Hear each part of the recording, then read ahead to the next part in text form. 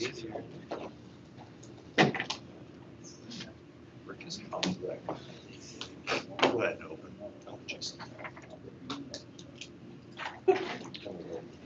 I'm sorry. Okay. Is that yours? Give me the silver. So I can. You can see start on all. Yeah. That's this one. Yeah.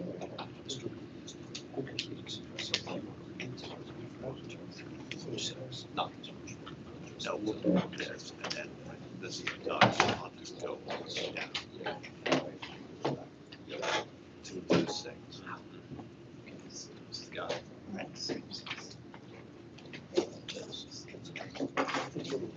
Good evening. I'd like to call to order the October 22nd, 2024 work session. I'd like to announce that the meetings of the Mechanicsburg Area School District Board of Directors are being recorded and live streamed for the purpose of transparency and increased public access. The live stream, along with recordings from previously held meetings, can be found on the school board's YouTube channel. Move on to item 3, budget and finance. 3.01, replacement transportation cameras. Dr. Bitts. Thank you. Yes, as we take a look at what are some next steps that we can make in terms of safety resourcing, you might remember that we had a committee that got together last year to be able to look at all kinds of different aspects, whether it be personnel, infrastructure, or equipment, that we could take some next steps with the ways that we resource for safety and security within our district. And one of those items is looking at the camera systems that we have on our buses, both internal to the bus and external to the bus. And there are some systems out there that other districts are using that we've investigated as well. And I'm going to turn things over to Mr. Longwell to share more about what we have in store. Thank you, Dr. Bitts. So as Dr. Bitts shared, I think safety resourcing allows us to take a step back and look at all aspects of our operations and talk about safety ultimately for our students and our staff. And so I think the question around transportation cameras is, how can cameras improve safety on our school buses? When you look at the school bus cameras as they're currently situated, they are getting a little bit older. All of our buses do have one camera, at least one camera, some have two. But as Dr. Bitts alluded to, I think as we kind of step back from it with Ms. Borzinski leading this initiative, she's our transportation director.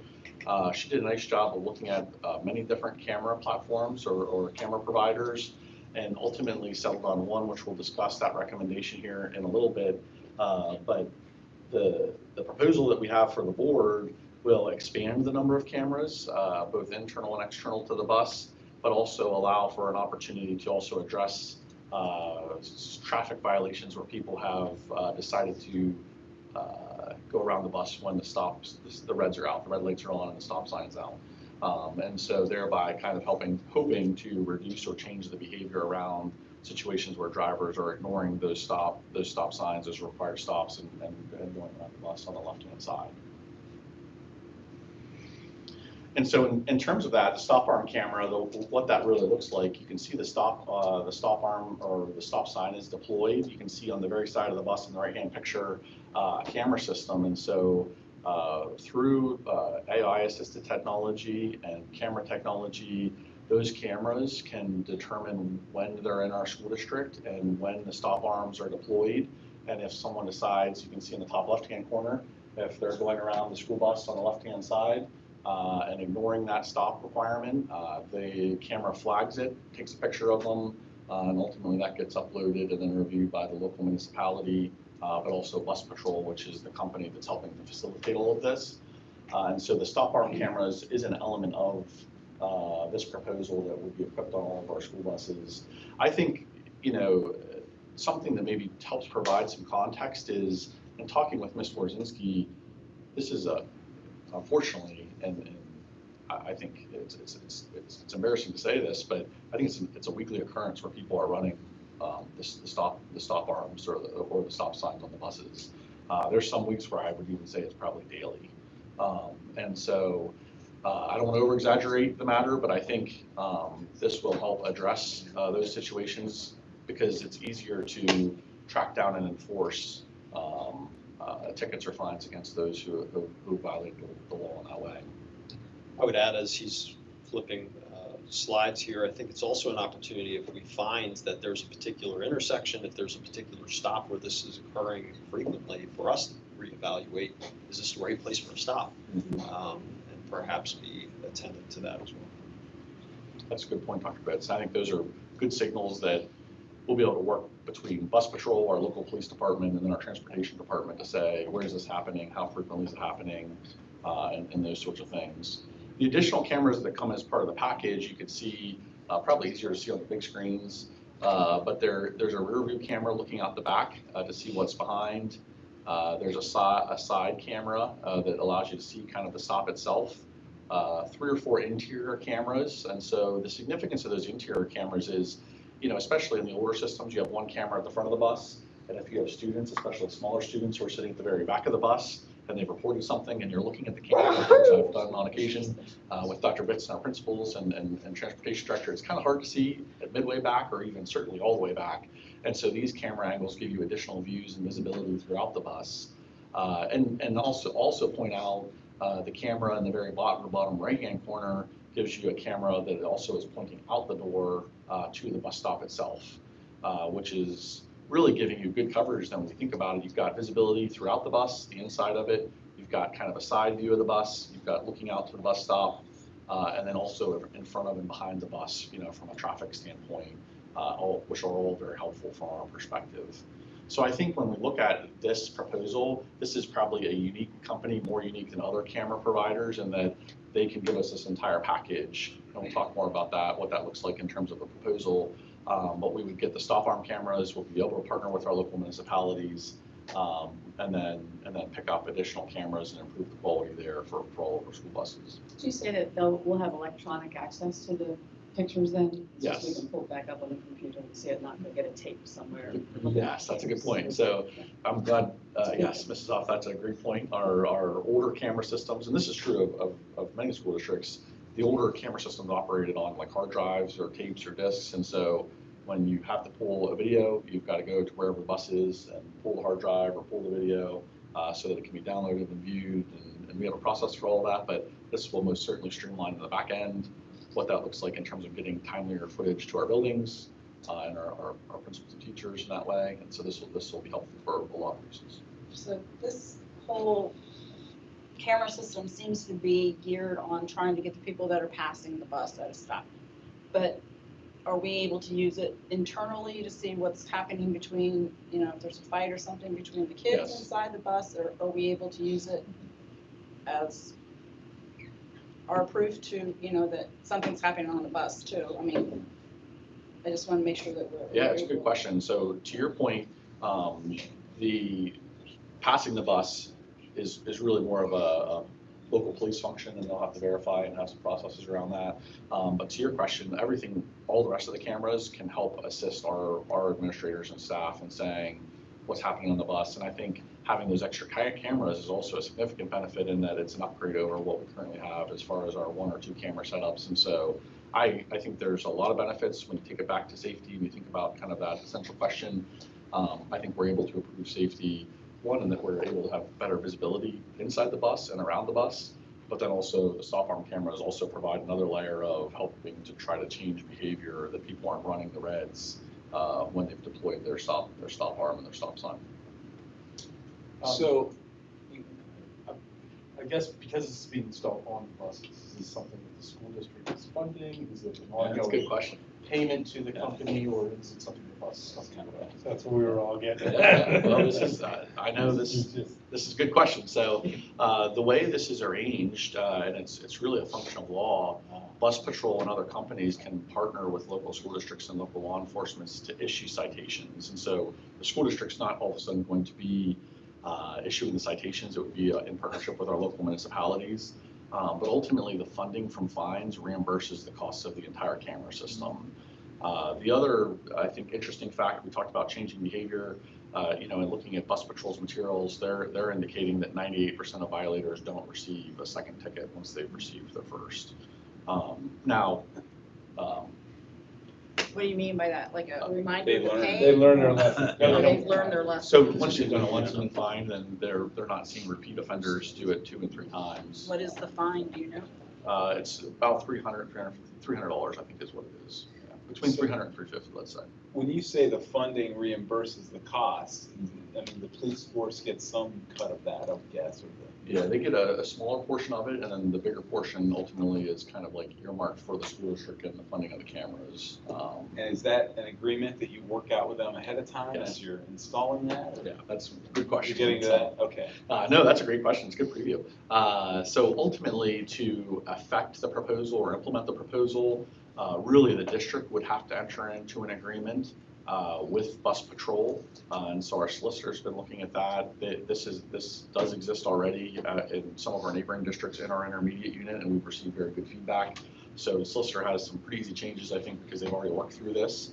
And then ultimately an intermunicipal agreement with each of our 3 municipalities to say, because they're a partner in this, right? You know, and so Dr. Bitts and Mr. Wilson, who's in charge of safety and student affairs, we've already had conversations with our local police department. We've talked to the borough manager and township manager. We believe there to be support there. We recognize they have their own processes they have to go through as far as getting an agreement in place, but I think there's support from all of the folks involved. That would be kind of captured, maybe to Dr. Leva's point, in the form of an intermunicipal agreement with those municipalities. As a final item then, in terms of implementing, we would also be doing public notice and communication, because I don't know that we want to put this on 29 buses, you know, and have not told anyone. I mean, I recognize there's people that are ultimately breaking the law, but I also think there's a PR element to it, you know, that's important, and Bus Patrol has some recommendations around that to notify the public and community and other things. We're lucky to have a communication specialist who has gone through this transition with a different place before. So these buses that we're going to install these cameras on, two-part question, and I'll just go to the second part too. Are these buses exclusively going to be used by our school district? And if not, these cameras that are going to be filming, where does that put Mechanicsburg School District in any outside litigation or whatever, knowing that our equipment is? So the ridiculous part of this, the AI component, is that the cameras literally can tell when they are within our jurisdiction.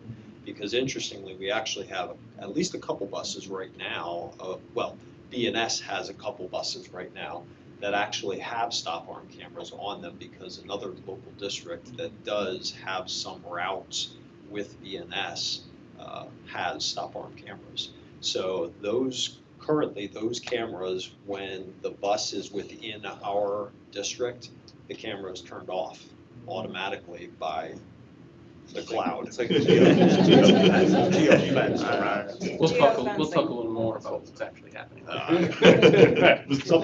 We don't require that you know that, by the way, so that's totally fine, but anyway. So these, similarly, if these buses leave our jurisdiction, then they wouldn't be using the stop arm function. And I'm glad Dr. Bitts, good question, I'm glad Dr. Bitts shared that, because I would say there are a few buses. If you look in our bus ramps, there are a few buses that have it on them, and those are the buses that they'll double back and do some runs for our neighbors, just because their primary responsibility is to us, but outside of our dismissal, they're able to help our neighbors in that way, and so there are a few that already have.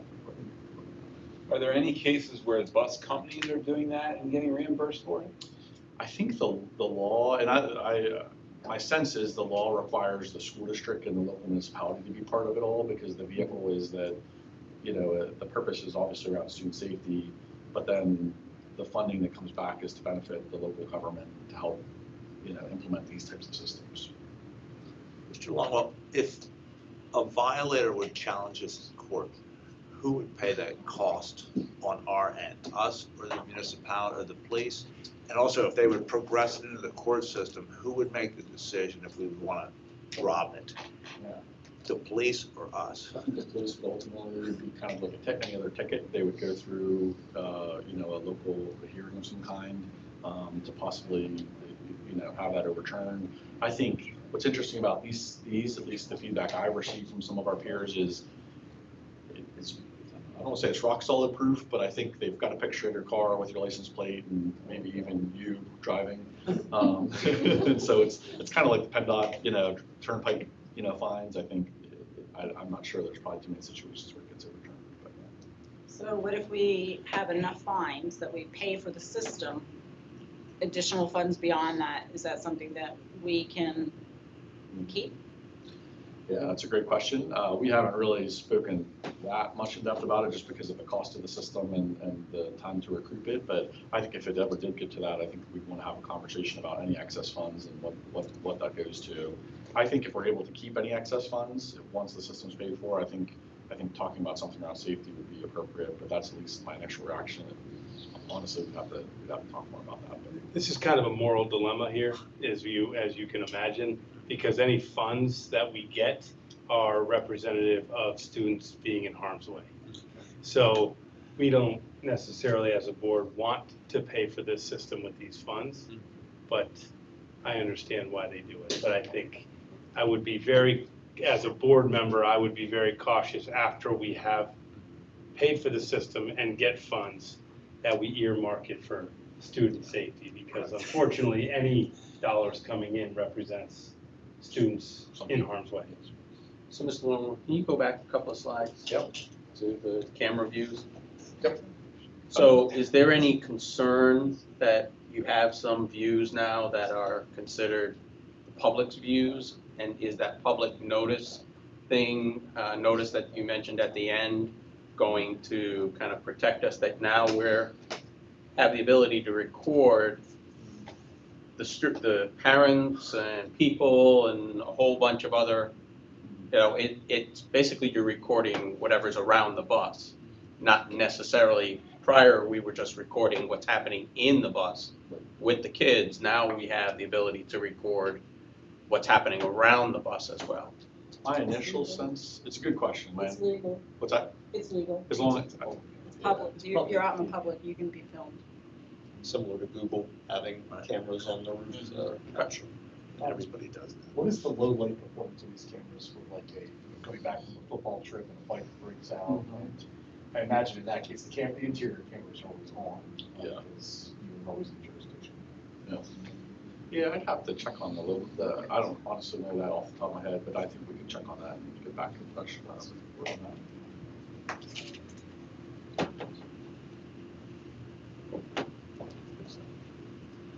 I'm also assuming the cost of the service is not going to be easily paid off. Right. So It'll take it's not like we're hoping to make money off of it, so. And I'm sure at some point they all have to be upgraded anyway in 5-10 years down the road. Well, and I would say even more short term than that, I think through the safety resourcing conversation, we were feeling like these cameras probably need upgraded anyway. And that led us to an investigation led by Ms. Worzinski to say, what are some options out there? We talked to our neighbors who are always great, colleagues to say, bounce ideas off of and get feedback. And it led us to this option. And I think within this option, we get, upgraded cameras and then also the deterrent and the stop arm camera, which I think is also an added benefit. So. But if I love the name of the company too. I was gonna say if 98% aren't repeat offenders, No. then the revenue stream's gonna be going down. Yeah, that's a good question. I hope it does for safety. Advertise. Don't worry, the district keeps growing. It's a good question. So I guess the real question is are we going to bring this forward to a vote in November, or what's the intention of the administration, or further research discussion? So if there is general support for it, this is really just a general presentation to make sure that there's interest in us continuing to pursue those agreements. If there is, then we would move forward with finalizing those agreements and then bringing those forward for review and for approval. So, yeah, with all the different agreements, it probably wouldn't be in November. It would probably be staggered out to some point, staggered. Potentially December, but I think, Is I sense there it. any talk about the state taking ownership of that? I mean, it seems kind of inequitable that our district might get that, but this district doesn't.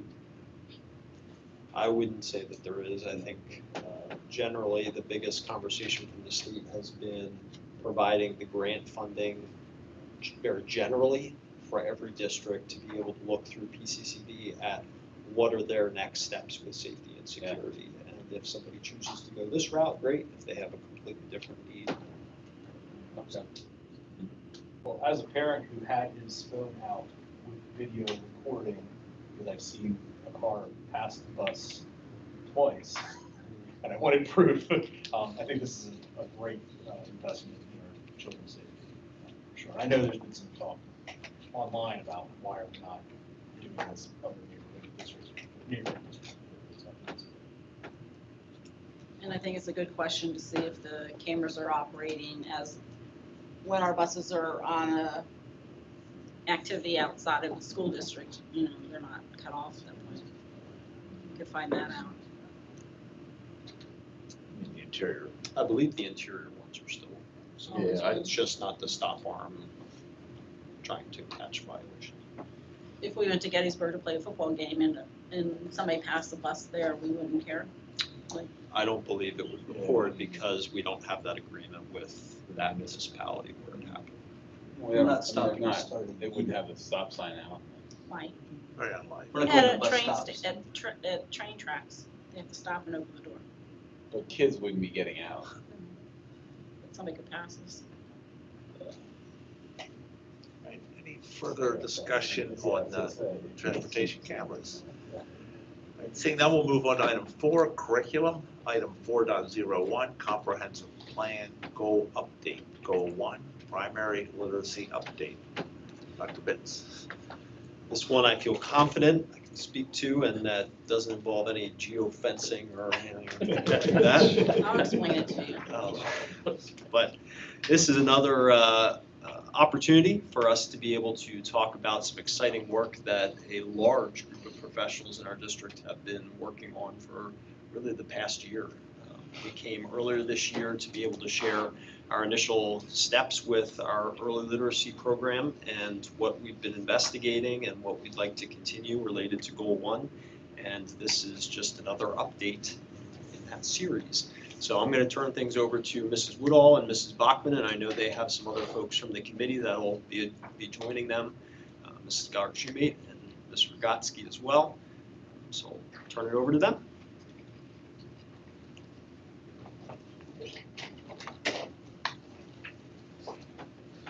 Good evening, everybody. We're excited to be back to give you the update of where we are in early literacy, and I'm happy to be joined by some of our amazing colleagues who've sat in on our early literacy committee meetings and helped to drive this initiative going forward.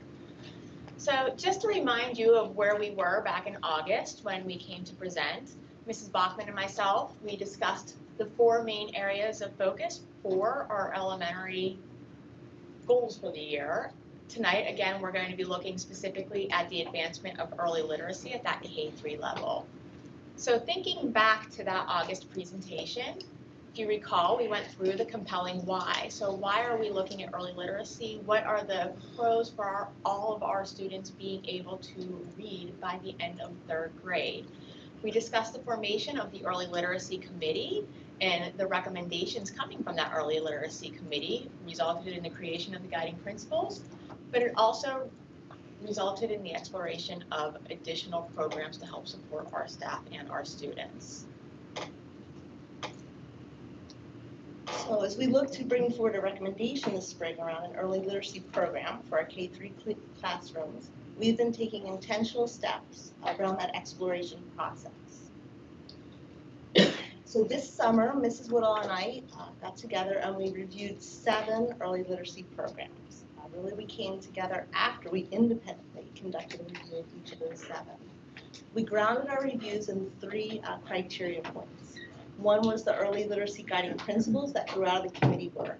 As we spoke to that a little last time, it talked about how it affirms some of the things that we have been doing, want to continue to do, and also stretches us. So we were looking for programs that honor the reciprocality between reading and writing, that looks to build background knowledge, robust vocabulary in students. We also put the program up against our transfer goals. So our transfer goals are what binds our system. This is what our students strive for through their K-12 journey. And again, we're not looking to make any changes to those transfer goals, but looking again for a pathway at the unit level to achieve those. We also put the programs up against Scarborough's reading room. And the reading rope reminds us that, as we talked before, there are many intricacies that go into developing skilled or proficient readers. So not only is it important to look at those foundational skills of phonics and phonemic awareness, but we need to look for opportunities for our students to develop background knowledge, again, robust vocabulary, verbal reasoning, and so forth. So we came together, and through that, the goal was to whittle down to 4 programs that we would move forward to the committee for an intensive review. And again, it is great to have our MVPs, our teachers being the most valuable players in the system, and 2 integral members of the committee really here to represent and speak through the process then of the exploration of the 4 programs. So as Ms. Goddard-Shumate and Ms. Rogalski go through the process, we're going to have you guys also view the rubric that they utilized as they went through and evaluated the different programs. Sorry to pass them down, but I know I will trip over wires and any of us.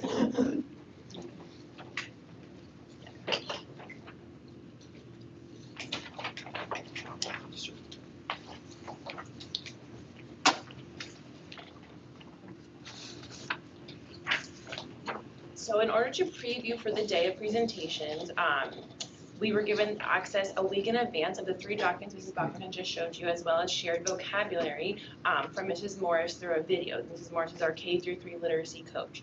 She wanted to make sure that we had time to digest the documents, understand the vocabulary, and have a common understanding the day of presentations, which helped us to be prepared and really maximize our time together during those presentations. On September 17th, we had an hour with each company to really hear their presentations, understand what their curriculum was, and we also had processing time after each presentation to gather evidence of pros and cons and to debrief with one another. We were first mixed by grade levels, and then we were mixed amongst other ways, which ensured that we had different perspectives, challenging each other, and really to value each other's knowledge and opinion to reflect and understand what we were thinking from each program's presentation. During those conversations, we were always guiding ourselves back in those 3 documents we just saw. So we had thought through the research and communication lens to make sure we were honoring the district's transfer goals. We used our committee's 10 guiding principles to acknowledge if the program had integration of reading, writing, speaking, and listening, as well as building background knowledge through a wide range of diverse text and explicit vocabulary routines. We also used the evaluation rubric that had components of the reading rope, as well as additional important factors that we know teachers need that isn't maybe in print for us. Those factors are teacher friendliness, English language resources, text diversity, lessons for differentiation, and just general teacher support during lesson planning. Each part of our guiding documents and the conversational process during that presentation day were thoughtfully designed to guide us through the evaluation and ensure that our voices and perspectives were honored, which is very valuable as a teacher and doing, the hard part sometimes during the day. So it's really been an honor and a privilege to be a part of this energizing committee and to represent our team this evening to strive in providing a robust Tier 1 program for all of our students. So we had this exciting day. It was a packed, exciting day. And we just had to walk away and do some reflecting. We had about a week to process it all. We also went back to some research. We only had an hour with the company, but the Reading League provided endless pages of documents that a lot of us went back to. We also had time to look at some of the digital components. They shared some of those with us as well. And then we actually got to keep some of the stuff for a while. So we actually ended up upstairs together for a couple of hours one day, and we're able to put programs side by side. We looked at it through the teacher lens, what we would be interacting with. But at the end, we took time to look at it through a student lens. What are students going to be interacting with every day? But ultimately, the purpose of that day was to come up with recommendations. And so we were asked to recommend 2 programs that we thought would be best fit for us here at Mechanicsburg to pilot. Along with the recommendation, we had to provide rationale, grounding in those 3 documents again. Why did we think it was a great program? And we also know that nothing is perfect. And so we were asked to look through the lens of what would we need to supplement in order to make this successful. The group that we have that gets together for early literacy, I would say is a passionate group. We have lots of opinions and we like to share them. And so there was a chance at the bottom for us to share anything else we needed them to know. It could have been about the program, about the process, about moving forward. Like Melissa said, I'm grateful for this. Having seen what we saw, I'm excited. I'm really excited for our youngest learners and just building that foundation of literacy, which will stand the test of time for them. And what was the biggest change from what you've always been doing though? I mean, why are you so much more excited about this than what you've done in the past? In the past, we have, as a grade level, as a building, maybe as a teacher, had to find the resources ourselves. So we spent a lot of time finding text. That is there for us, so now I can focus on how I'm teaching. And are those texts comparable to the kind of real literature that we've been using in the past? I think these will be on grade level. I think it's going to keep us consistent across, we have 17 and 18 teachers in 4 different buildings. So when we come together and we're using different texts, that's hard. So this will keep us. They won't be comparable, is what I heard. I think it's going to up the ante, and I'm excited about that. But I also add, Well, that would be my other question, is the differentiation opportunities for kids in 3rd grade, especially, but at all grade levels. There are some that don't necessarily need all those skills that might be listed on this sheet or have them. How are we going to measure that? Yeah. Which is already a challenge. I understand that. But I think with, compared to what we have now to what we would potentially be moving forward, that if we have the what done for us, we could focus on the differentiation and that how in a much more, robust and systematic way, because the what is given to us. And the books are, hopefully will be diverse, and it's not as comparable, I think, maybe because it's just apples and oranges. And I don't know if this is the right time for this question, but obviously there were years spent developing curriculum. I understand you're keeping the transfer goals, but the units of study will change. They'll all change. So we're going to have to go back and rewrite curriculum? Is that accurate, or are we just going to use the product as it exists, or will new maps be made, or? so I would say, consistent with what we do in math, the program is not equal to the curriculum. So there will have to be an examination of, okay, the program is the spine for those units, but then what else needs to be supplemented? And going back to your question about the text, maybe that means that we have to bring in some other rich text to supplement what texts are being provided. Or maybe it's also providing some additional differentiation for students that aren't at that level. So I think those are those pieces that we may have to supplement. So the units of study will be defined by the product, essentially, but supplemented potentially as needed. That's I wouldn't math, say right? it that way, but I think we're saying the same thing. Yeah, I think that's how we are.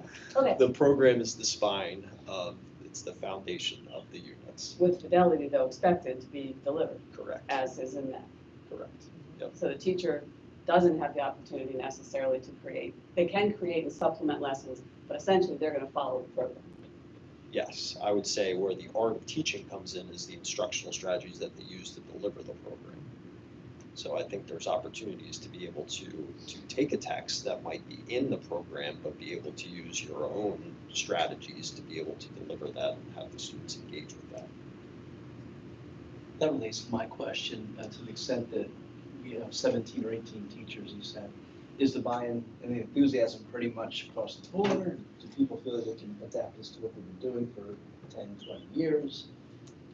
Is there going to be? I would say we're just starting, but there is a lot of teacher excitement because information is shared at faculty meetings, and there's a lot of excitement out there.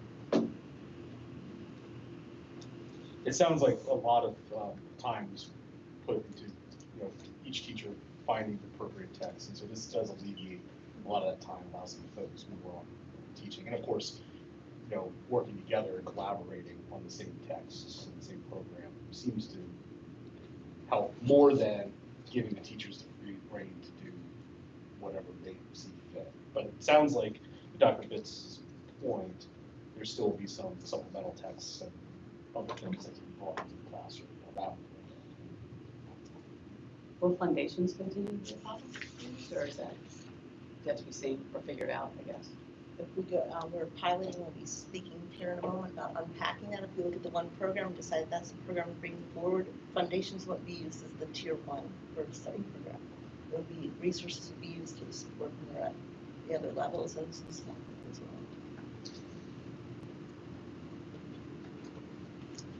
So after the survey, they did all their combing through, and kudos to them because it did involve a weekend of combing through and be able to bring forward their recommendations. We and Mrs. Woodall, myself and Mrs. Morris, our K-3 literacy coach, did multiple reads of the feedback. One was a first read, just at first blush, and then we really combed through and took a close read to see what recommendations, and along as you heard, they were asked to ground all their thinking and support. And combing through the feedback, we immediately ruled out open court. So open court was not a program that was recommended across the board. While it held promise when we did the comb over the summer and Reading League had marked it as having some minimal flags, it did not rise to the level of our expectations of what we want for our students as far as our transfer goals, our guiding principles. We looked at Wonders. While Wonders offered some positive things, especially in the areas of writing and some background knowledge building, there was a lot of weakness around foundational skills. What we're doing in terms of foundational skills right now is more robust in that program, and we're hard pressed to recommend something that has weakness in those areas when we're looking at early literacy for K-3. We also come through Wit and Wisdom, and one of the reasons we brought that program forward, which speaks to Mrs. Huff's talking about foundations, Wit and Wisdom utilizes foundations. It also utilizes another resource, geos that we're using. Then combing through the program, a drawback was it is not comprehensive in nature. So when we talked about alleviating that heavy lift for K-3 teachers who are teaching everything, that program asked teachers to pull 3 different programs together to build a program.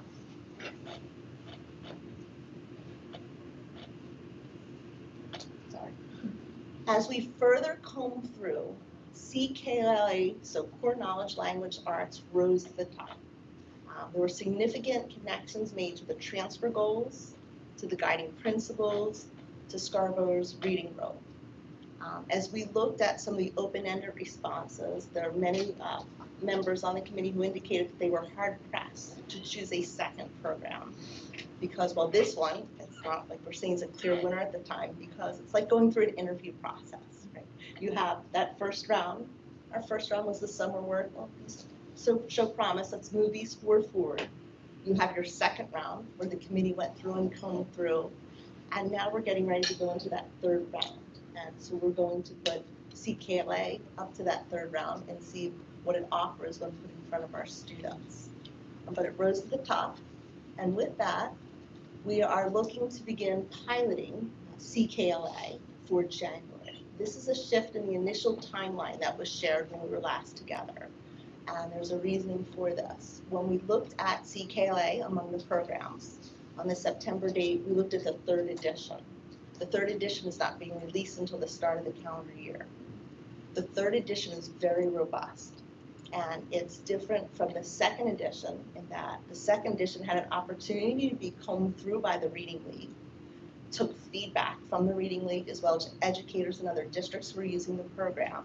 And they've put in some great things. Just as a couple examples, there's a research unit that really honors the work that we're doing around our current ELA transfer goal within every unit of study. There's managed choice building, and we've talked about choice being a key principle of motivation for students. So we want our teachers who are piloting to be able to work with a potential program that we would use that edition versus piloting something that they wouldn't actually be using that particular edition. With that said, we're going to have teachers who are piloting receive training in December, and that training will be with Amplify, the company. They will come in-house, provide that support alongside opportunities to work with Mrs. Morris, our K-3 literacy coach, and myself in combing through Mrs. Woodall to orient themselves to the materials. The pilot will begin in January, but in the meantime, we're taking some strategic steps to start equipping. We know that students thrive on routine.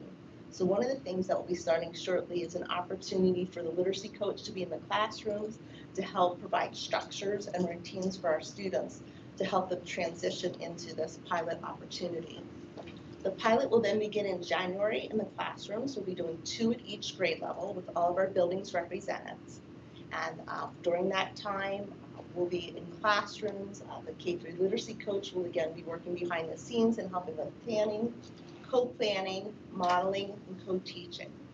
The pilot teachers will then come out once a month for a half day. During that half day, we will virtually work with Amplify, so we'll be engaging in some group reflection, again, going back to our criteria, our guiding principles, our transfer goals, the many strands of the rope, because we know all strands are important. If there's a fray in any one strand, it compromises skilled reading.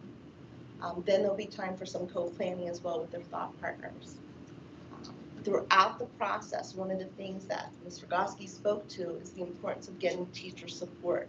So one of the questions we asked with CKLA is what kind of support to provide. They will come out on site. They're scheduled to do some classroom visits during the pilot.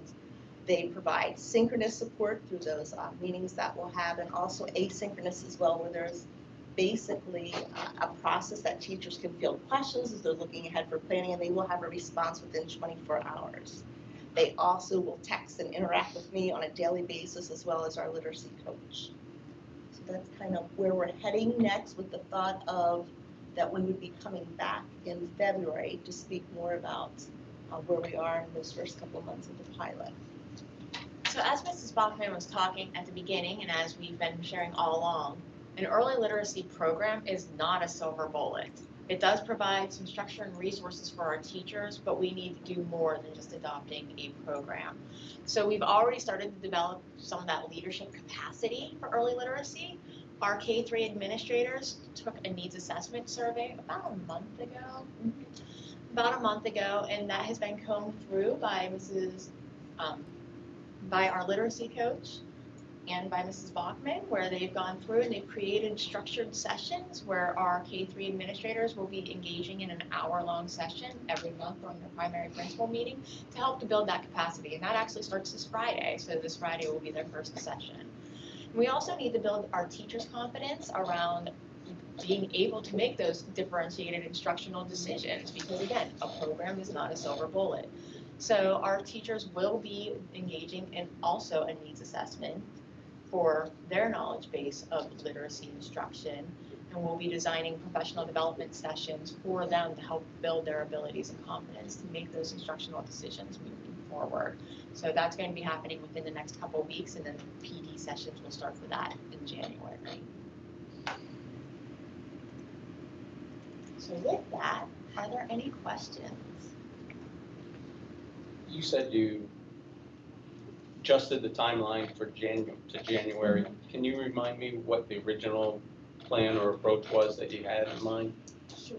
So the original approach was to be in the pilot in November, and Okay. then pilot November through March, and then come back to the board in March. Okay, thank you.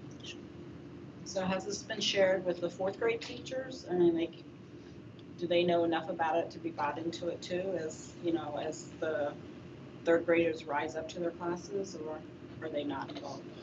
We've been very transparent all along the way with communications, so as they share their monthly updates provided to the staff at faculty meetings. We have 4th and 5th grade representation on our grade level coordinator team, and there's been even a recent one last week bringing them an update to what we were bringing forward this evening. As far as the pilot program, you said there was 2 per grade level and every building included. So what percentage of the teachers are going to be piloting the program, I guess? So that would be 8 teachers would be piloting downstairs at Kindergarten Academy. They're both from Kindergarten Academy. Broad Street, I believe, has just you. One of the buildings does have 2 teachers, Upper Allen has 2 teachers piloting, but they're 2 different grade levels. But we've tried to make sure that at least one teacher was represented at each building for that K-3 span. And for the pilot, how are you choosing which classrooms pilot? It was the teachers who we chose to be on the early literacy committee. So the teachers that started the process with us last year are the pilot teachers. I was just wondering if there's sort of a random sampling, I guess the class is pretty well balanced overall, so you're not looking to deploy the pilot in a special needs reading program. It's as random as what we. Yeah, it's random, like, sure. Please excuse me because I'm completely ignorant when it comes to curriculum, but I want to understand what this change actually means. Does this change mean a change in curriculum? Does it mean a change in philosophy? Or does it simply just mean a change in materials for this? I have no idea what I'm talking about, That but is no. as a basic person, because I think it's important for us to understand. So the three, what does it represent? So it doesn't lead to an overall change in our curriculum level maps. We are a K-12 system, so we are keeping that generalized curriculum level map. That's why we looked at our transfer goals as a grounding force to this, because they're so important to our K-12 system to make sure that whatever we do, we're not impacting the transfer later on throughout, 4th and 5th grade, up through the middle school and to the high school. So that's why we're grounded in those transfer goals. There will be unit structure changes based off of the resources. That makes some sense. So based off the resources, there will be some changes within the units, but overall, we're still shooting towards the same goals. I would say from a philosophical standpoint, I wouldn't say it's a change, but it's a shift when you think about all those strands of the rope. So when you're talking about some of those earliest literacy skills that students are developing, but all of those, also the higher level thinking skills, reading for comprehension, the background knowledge, vocabulary, all those upper skills as well. We have had, and this is part of the dilemma across school districts from the beginning of time, is to what degree do you focus on things like phonics, and to what degree do you focus on things like comprehension and background knowledge and all those pieces. And while it's considered a bad word in some circles, a balance of all of them is important. And the idea of balanced literacy, while there's aspects to that turn some people's stomachs a little bit, the balanced literacy approach of looking at all of those pieces is important. And I would say our current curriculum at the early literacy level, so at the primary level, has some missing pieces from those phonics, phonemic awareness strands. So we really do need to beef that up within our curriculum. But we can't do that at the expense of those other pieces to build background knowledge, develop comprehension, develop vocabulary.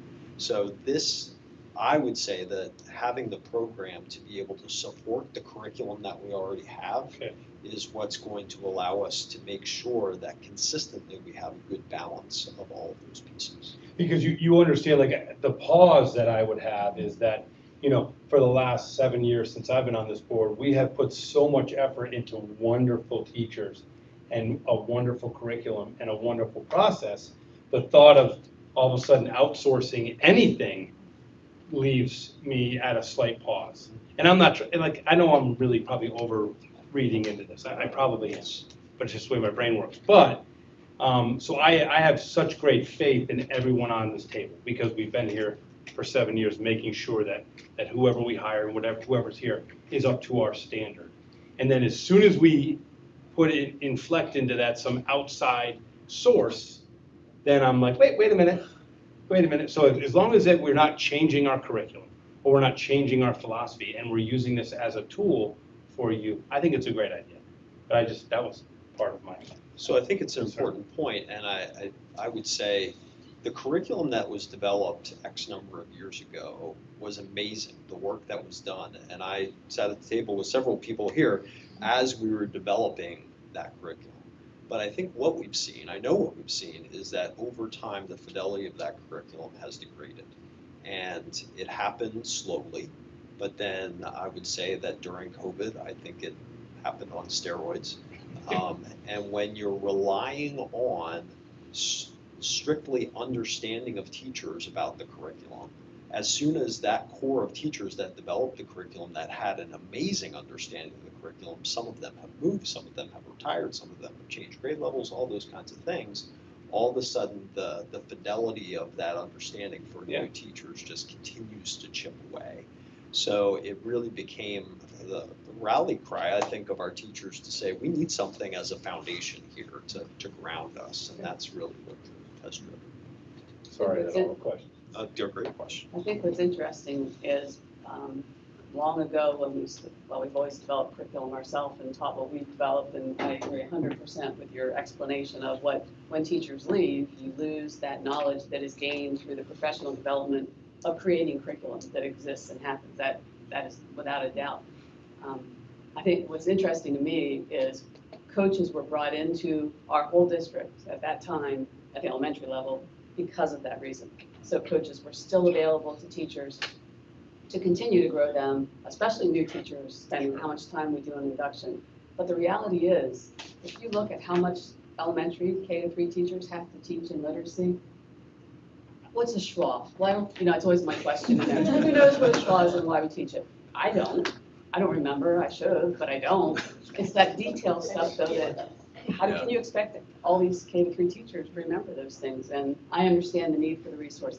I just want to make sure the teacher is still at the head of the classroom, looking at all their children in the faces and making sure they enjoy literacy. All aspects of literacy, which I know what happened with it. So what, Similar to your point, Dr. because I don't have the background, what's your concern, why is that a concern for you with this shift? So. Or what's shifting? What I feel like, I'll relate it to everyday math. And I was here when I was in the classroom when that came, and that was quite interesting when that happened.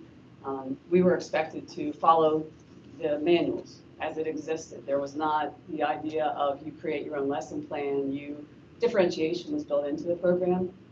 But when you're looking at a program, there's a lot to learn right out of the chute. As a classroom teacher, when I was teaching math before, I knew what my standards were that I had to teach throughout the year. I could decide when, this was even before we had curriculum really for math, so it's way back. I decided what I was going to teach, the units of study I was going to teach, and when they were going to happen, the order they were going to happen. I'm still using standards as the basis for all that. What the everyday math program does, in a very good way, I believe, is cycles that through over and over again, and you follow the program and just do what the manual tells you. There's an element to the art of teaching that you need to, I hope, we will make sure teachers are still considering as they look at the kids' faces that they have in front of them. This is what this says today, but you know what? I need to spend a little bit more time maybe on this skill right now, because I know my whole class needs it. So hopefully there's that little bit of flexibility for a teacher to make a decision based on the kids in front of them, and not just turn the page and do the next thing. That's the part I don't want to have happen. But I also understand the need for fidelity, so it's hard. I understand it's hard. Because if you don't follow a program, then they're going to say, well, you didn't follow the program, so you can't count on the results. So just to answer, to kind of sum it all, because this is awesome. I don't know, I didn't think I would be this into curriculum. Welcome. 100%. But so for years, we've recognized that students learn differently, and we've taken our classrooms and we've made them not just, rows of seats and staring at a chalkboard and being lectured to. We've said, okay, everybody learns differently. And then we've added different furniture for that reason in different areas. And now we're saying, okay, now we're going to standardize curriculum. And that's where you might pause a little bit and say, wait a minute, we've said that everybody's learning differently and there's different ways of learning, and now we're standardizing it. But what I'm hearing is that we're still preserving that. We're still preserving that, and that's that whole idea of our teachers getting that needs assessment from them so we can build their knowledge so they can make informed instructional decisions to meet the needs of every student in class. Because with a class of 25 kids, there are 25 different learning styles, learning needs staring right at you that you have to work around. So my only comment would be Ms. Rogoski taught both of my kids to read, and I just don't know why she's so much more excited now. What did my kids not get that you want to give to new kids? Can your kids read, Tracy? They can read, but do they read? I don't know. When you know better, you do better. Great. I knew you were too young. She looks exactly the same. I know, she looks exactly the same. She hasn't aged. But thank you for the work that you've put in, the effort that you've put in, the excitement that you have around it. We sense that, and learning styles change, and materials change, but ultimately it's still, like you said, and like Mrs. Evans said, it's the kids and understanding and reacting to those 25 different learning styles in front. And I can still see that that's important and core to you. So thank you for the committee, the work that you've done, the research coming down to that one program that you want to have, and we'll be excited to see the results as you continue to move through this. And Yeah, I love your excitement, I really do. And costs associated with it also, because I've been there too on that one, yes, and I know that's your thing. You're so welcome. That's when you become a Schwab, because they're never stressed. You're on the other side of the fence I now. will thank you, ladies, for That's why I that. worry about the Thank you for money. the excellent report. Thank you so much. Thank you I for think your everybody time. became very educated on something tonight. Thank you. Very impressed. Right. I am still trying to figure out. Well, yeah, I have to look it up every time. It's that little thing because All right, so moving right along, I'm going to read the next 5 into the record because it's going to be a continuous presentation. And although we don't have to accept it all in its entirety, or we can discuss it or however we want to handle it. Item 4.02, new course proposal, astronomy. Item 4.03, new course proposal, introduction to hydroponics. 4.04, new course proposal, sports analytics. 4.05, new course proposal, foundation of computer science. 4.06, new course proposal, investments and valuations. Dr. Bitts.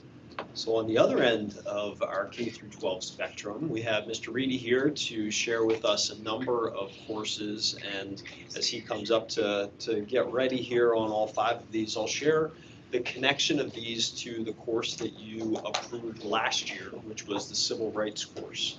If you remember, that was an early attempt for us to try and find a course that would meet just 1 time per cycle on our day 6 schedule.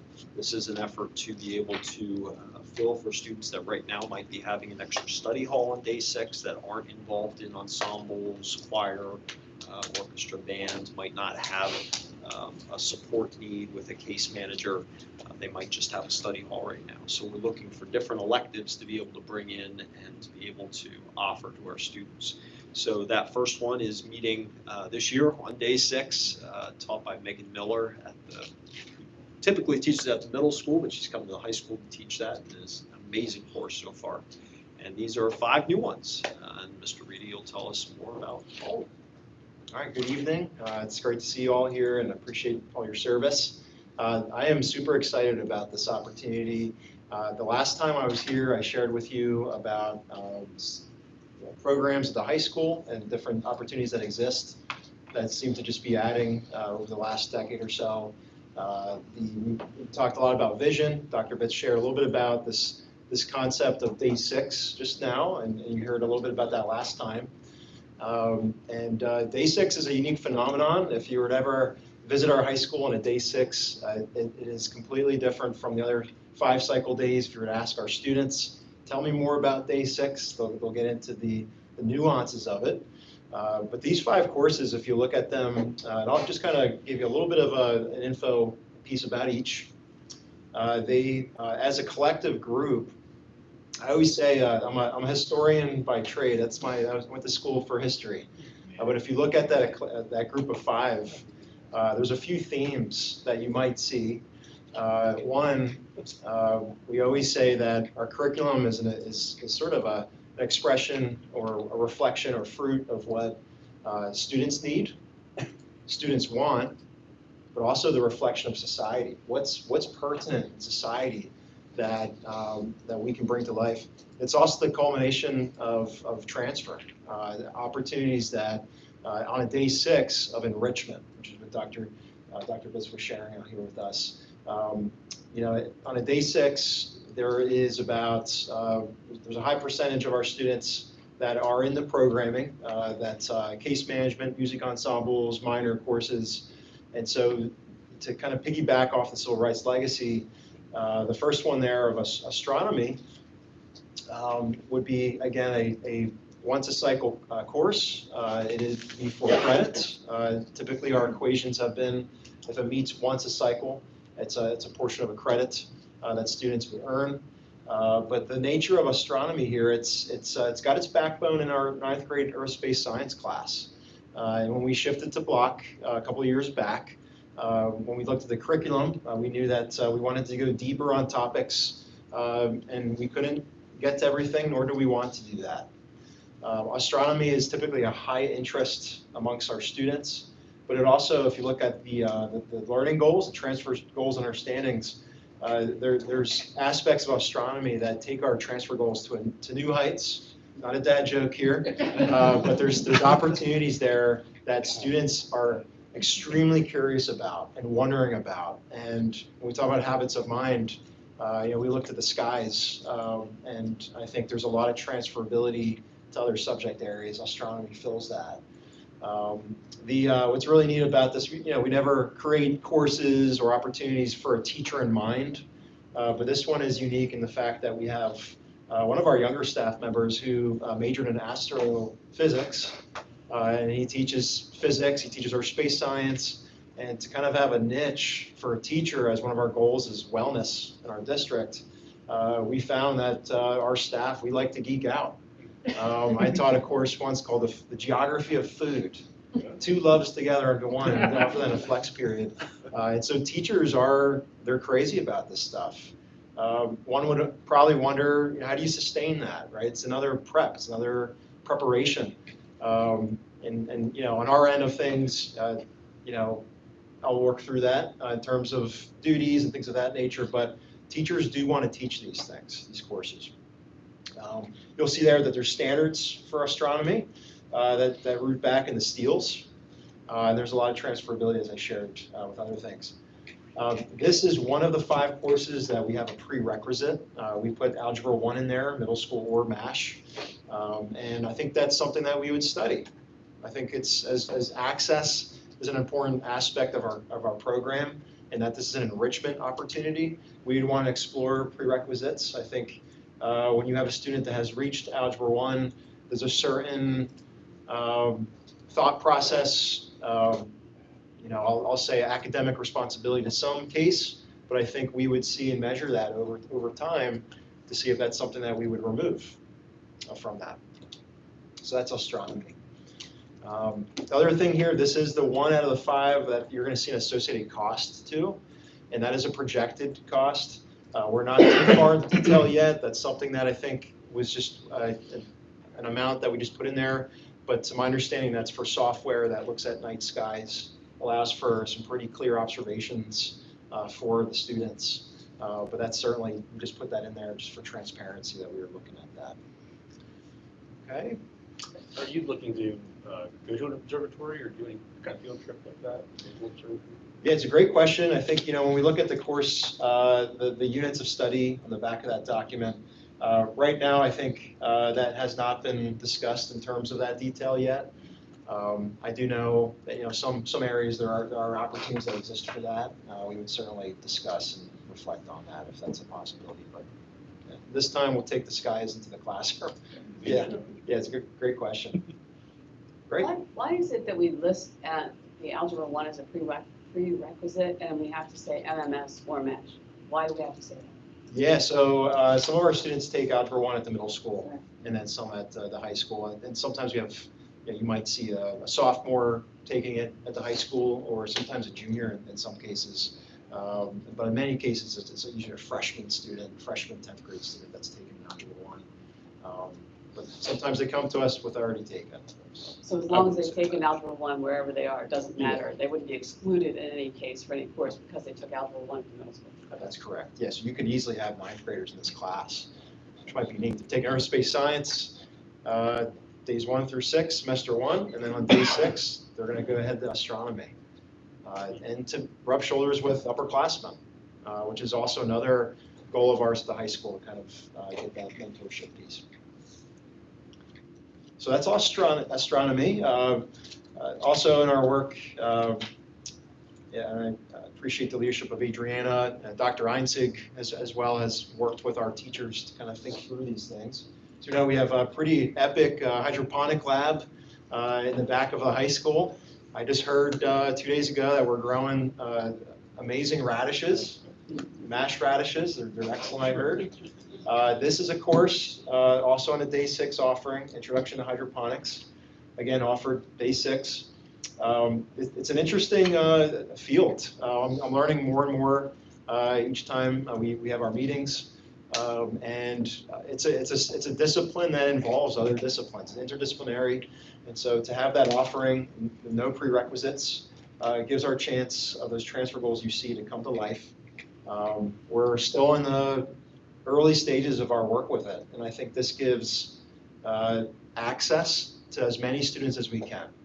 That's one of the goals for this resource in the back of MASH, is that at some point during 4 years of a high school experience, every student gets a chance to have fun with this in a way that's connected to curriculum. Everybody from life skills to social studies courses to FCS classes, this gives a deeper dive into that experience. So we did visit it, and I was kind of surprised. I thought it would have been a bigger space. I mean, if this becomes so popular, do you see that, like, I don't know, doubling tripling the size of the area, or make it into a classroom? Yeah, it's a great question. We're going to be trialing that. We have a faculty meeting coming up in December where staff are, 110 staff. We're going to do a rotation station in there, station rotation. But I think we've discussed some preliminary ideas for that. Like, do you get exposure in there into the lab side, then you go to the class side. You could do camera work in there. You can get the specialists that are in that space to come up to a classroom. But then on a certain day, you can go visit it. There's all different ways that we've studied that to kind of just bring access to it. Yeah, good question. Yeah. This is going to be, and I think down the road, and the exciting transparency of this is if we look at the hydroponic lab as a tool of learning, I think we would take a similar approach to the multimedia production lab that is almost done. You can look at different tools around the district or around the building in that light too, that this is just another learning tool in the belt. How do you get access and exposure to our learners with it? So more to come. That's what's exciting about sort of these opportunities that are coming up. The next course here is in the mathematics department. So we'll head down to sports analytics. Our department chair, Mr. Hager, Brian Hager, he has worked with Adriana on a couple of different ideas. This is two of I understand, many more behind it in terms of there's a lot of seedlings here amongst all of our departments to say, all right, what's next? There's teachers eager. This is a course that doesn't have any prerequisites. You have 9th, 12th graders in it. There's a lot of interest of athletics and sports all around us in society. And the gearing of this one is the fact that mathematics is everywhere. When it comes back to our emphasis on STEM and career exploration, that students sometimes feel, if you talk to a teenager lately, that there's also this historical myopic view of, like, I have to be a mathematician if I like math. That's that. If I like history, then the only option is to work in classrooms. But when you look at our transfer goals, this course is kind of the epitome of that. To analyze and look for patterns is virtually everywhere. And we have, there's a lot of cases out there where people hire mathematicians for all sorts of things, to analyze, to find patterns. And this is a course that gets kids eager and interested in that idea. Sports analytics. I think this one would be a high interest, right? Anytime you find a course with the name sports in it, you're going to attract a student that typically wouldn't think that there's any math associated with it.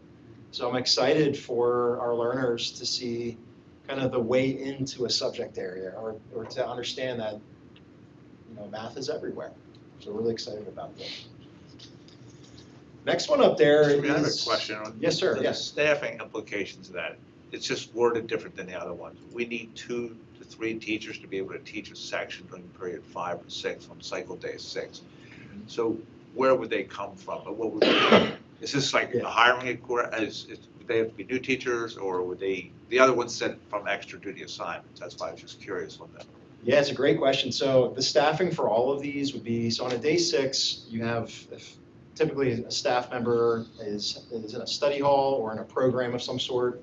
And so it would just be, instead of having a study hall or a hall duty of some sort of cafeteria duty, they would be working through this course. In some of the cases, there's multiple teachers because we want to do kind of a collaborative effort, kind of almost like not a team teach per se, because we need the resources, other parts of the building. But Mr. Hager might take weeks 1 through 3. Mr. Morsani might take weeks 4 through 6. Kind of that sharing of the concept of the class. Right, so it's just day 6 is new to all of us, this full concept, is that most of the teachers are already doing things that they could be replaced by somebody else to cover these kind of assignments. Absolutely. Yep, absolutely, yeah. And teachers are, it's interesting, the teachers, they appreciate day 6 from the fact of it kind of slows things down for them. They're preparing for lessons, they're meeting with kids, interventions, and so the enrichment piece is something too that they're eager to do. Yep. A quick adjacent question to that. Will there be additional planning time for that, for this? It's a great question. So I think, and I haven't discussed it with the team just yet in terms of what that looked like. I'll share with, in terms of Megan Miller, who's at the middle school. I know Joel and I have been in communication about what her schedule would look like. It's one of those things where you have an eager teacher willing to plan it out.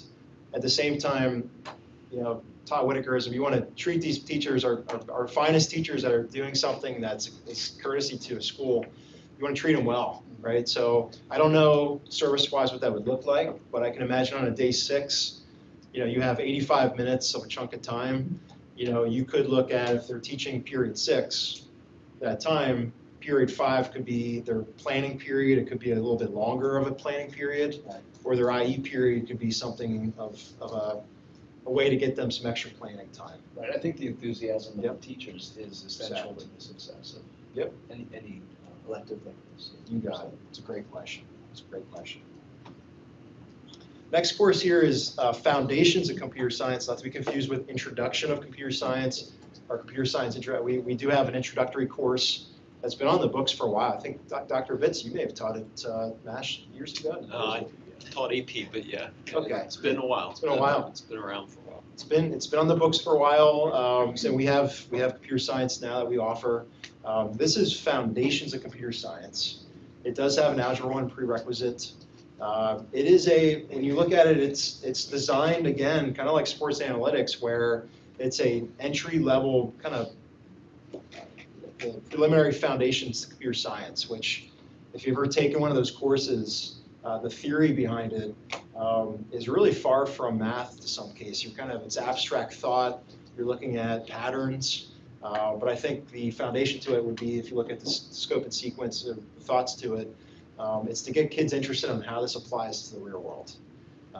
And especially in the region that we live in, there's a high need for computer science in terms of our BCI IT systems, logistics, manufacturing, and beyond. This is the course that would help students with kind of getting thirsty for it. So that's that course there. I will share there the uniqueness of computer science. When you look at standards, the pulling standards from ISTE, CSTA, those are another way to kind of bolster up this program. The math standards do kind of shed some light on it, but these are the 2 blocks of standards that we could get some good background to it. Okay, I will add one last thing before our last course. One of the biggest themes that we've seen in these 2, it's getting students excited about careers in STEM, which has been a foundation the last few years here. We're trying to get kids excited to explore opportunities that they themselves never thought they would do that. And the last one here is something that students, you talk about sports, they're also very interested in money. Can you believe that? They want to make money. If we can have any ways to channel that interest tied to finance and decisions, we have investments and valuations. I looked up today, just in case one of you were to ask me, what is evaluation? And when I read it, I was reminded of something my dad and I used to talk about how much a company is worth. But that's a science, right? How do you determine the wealth, the total amount of assets maybe a district is worth, or the assets in a place? This course, if you look at it, has a little bit more kind of scope and sequence to it. That's a result of a very excited teacher who was hired, who has a rich background in finance, which is one of the biggest trends we're finding with our staff, is that they are coming to us with real world experience, and they're tired of the private sector or what have you. They want to inspire the youth through the content, through the skills. This course is unique in the fact that it's a lot of performance-based. Kids would literally manage portfolios. And every day 6, they would come back. There would be a subset of skills. They apply it, discuss it. And I think there's a lot of opportunities for community connections. Wildcat Foundation, I understand, is very eager to have things like this offered in our curriculum. People in our community want to see this stuff happening, and I think there's people that want to help our students understand the world of personal finance through this avenue. So those are the courses. What questions can I help address with these 5 here? So I have an overall question, like what would be the limit of the number of courses? Like, Yeah, it's a great question, because on the heels of these 5, I know there's going to be a lot more coming, because teachers and kids are wondering. I think the limit, I think it comes down, it reminds me of Flex Period that we did years ago, and the fact that there are going to be students that don't want to take an enrichment course, right? They want a study hall. There's also plenty of students that have 2 music ensembles, where they have resource period case management with special ed, or there's ELD services, gifted services. So I think our message has been just slow it down, stay the course, right? We just added 1 this year with high excitement. Now we're gonna add 5 next year. I think we just slowly add to see how it takes. And they would all be in that period 6. You got it. So could you have 30 courses in that period? Yeah, I mean, realistically, I would think if we're having 30, if they're maxed out at 20 each, right? So you think about the math on that. Okay. I mean, it is very possible that you could have, a high amount. I think we'll see that threshold at some point, because at some point, if you have a course like anything else, there's only 5 kids in it. You have to balance the act of, you have 40 kids in a study hall versus 5 kids in astronomy. We would want to definitely make those numbers bigger in the astronomy by doing some heavy recruitment and some heavy coaching there. But I think that's always the balancing act. And that would be kind of the evaluation going forward. You got it.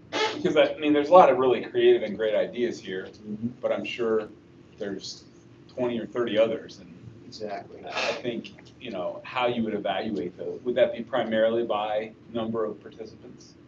Yeah, I mean, evaluation of it, I think grading wise, there's different approaches to it. I think we've settled with a pass-fail right now, so the Civil Rights Legacy, that kind of gives enough skin in the game for that credit piece. But I think over time, listening to students, listening to the teacher, I think listening to the core subject teachers about transferability of that day 6 course in the course. So I think there's we're at the very beginnings of it to measure success. It's a great question. And I love the practicality of these. My son is a financial advisor now. He took a personal finance course in, I think, his junior year. Yeah. And he and all his buddies started investing in the stock market. There's 8 or 10 of them that started doing that. He's a financial investor now. Several of them were in the financial investing arena or insurance. So I really think, I love, at times education has the reputation of not being practical, at any level, or at every level. And I think just to be able to make connections, that's what I appreciate about our focus on, internships and other educational opportunities, just really making education practical and, helping students take next steps. So I love the creativity here. I love the practicality of those courses. So yeah. It's great. Yeah, and our intent would, I think bringing these to you today and for your consideration. And then obviously the next step would be, these would be in our course registration booklets, right? So incoming ninth graders and all of our students would have the opportunity to see this and say, yeah, I want to take that. It looks amazing, right? Back to our high school experience where, you know, I took an engineering class as a freshman in New Jersey where I went to high school and loved it, loved building bridges, but the math was just too much. Couldn't do it at that time. So it was good that kind of fits our elective approach. MASH is known for its diverse electives. I think this only makes it more diverse. Well, that's what I like about it too, is that, I mean, I think part of our mission here is to spark the passion in each of the students, you know. And I think the more that we can give them to test out, to see if that's what they really like, you know, really sparks their life learning path to go into that career or something. And I think the more that we can offer to them, the better. And I just wish I was a student today, because I just find out there's so many things I would be so interested in today that we just never had back in the olden days. Yeah. Besides breaking them. I might suggest even a student instrument where students could suggest courses. And perhaps there's people on the faculty that could take those suggestions and develop them into maybe an elective as well. Absolutely, that's a great idea. Yeah. Yeah, and we have a make your own course option that we have about 5 kids do that. That's always neat. Find a mentor with them, and that's a great concept. Like, could you have something that meets with other kids that are talk about belonging to something It's a greater? club, but it's more advanced Yep. because there's curricula. That's great. I love that. It's a great idea. Anything that's interdisciplinary too, I think that's, Yeah. that's a good intersection, you know, like even what's called sports and, you know, sports analytics, just brings like math and athletics together. Yeah, that's a great way to get kids interested in maybe other topics that they haven't really considered. So it's great. Like in astronomy, you could add in history of astronomy, and the development of scientific instruments for astronomy, and then you could put mythology in there. There's so many How things bad? you can Wow. do. It's- And then you can put that in. Yeah. Sounds like he's gonna As long as put art, it's- you can put art in there too. Put it all in. Put Yeah, that's a great point, and I think these suggestions all have come from teachers who hear their students say, do we have a class here in XYZ? Couldn't we do something like this here? So that's why I love that. Our teachers are listening to the students to hear what they want. And this comes back to our curriculum. It's about the program needs and wants of students is number one. And I think it's great, that the public supported building the buildings as we have, that we have the facilities now to be able to offer these courses. Yeah. You know, I know when a lot of them toured it, it's like, they would say to me, like, this is so much different than when I went to school. Like, really, what are you gonna do with all these little smaller and larger instructional spaces and the different concepts? But that allows this, to be able to do this kind of thing, Yeah, absolutely. with the facilities as they are now. Right. Absolutely. And they're being well utilized. Yeah. I'm sure we'll see more of this, as time progresses. Yeah, that's what's exciting is there's some opportunities that we don't even know exist yet. And that we're gonna have a space that is flexible enough to say, yeah, I think we can use that area for that group to meet. Right. And to use that supply, that's a great point. Yeah, and it just grows, as Peter said, it's feeding off of itself. It's amazing. Right, any other questions? So just, none of these are signed, I assume all the signed. Yes, yeah, so the next step with these is they'll come forward for formal approval at the next event. Relax. I get We understand. it. Thank you. All right, thanks for your support, appreciate it. Absolutely. Thank you. We'll move on to item 5, facilities. Item 5.01, high school project change order, track replacement. Dr. Fitz. Yeah, so speaking of facilities and flexible spaces and our ongoing efforts to be able to continue to upgrade our facilities, we have talked with you a couple times about the track project, and this is just the next conversation there related to that. If you go back, we presented you, of course, with the idea of moving forward with the track. I think that has long been something we know we needed to do. but we showed you some diagrams, and tonight we have some updated diagrams, and we have some cost estimates as well. If you remember, we're working towards a change order here in this case because of its deep connection to the current project. So with that, I'll turn it over to Mr. Walsh. Thank you, Dr. Betts. Sorry. There we go. Oh, okay. All right, I promise. All right, here we go. So as Dr. Bitts did a nice job of kind of introducing or coming back to the topic of the track replacement project, as the board recalls, there were probably several elements of this project that led us to the change order. One, that practice field restoration really is at the top of the diagram where you see all the throwing areas adjoining the houses there, and that was already in the project. And then some of the other elements of side by side, we've been talking about the track replacement, with the high school project, and we felt like the synergy was there to just say, let's do all of this as one change order, because, there's an opportunity to coordinate all the contractors' efforts. We don't want to do something with a practice field only to have that undone because we're doing something with the track or what have you. And so in terms of the project, practice field restoration is an element of it. That's also where the throwing areas will be. As we have discussed, talked about a storage building, access road, fencing, and field event upgrades. And then ultimately and finally, track expansion and resurface there and working with our contractors at the project.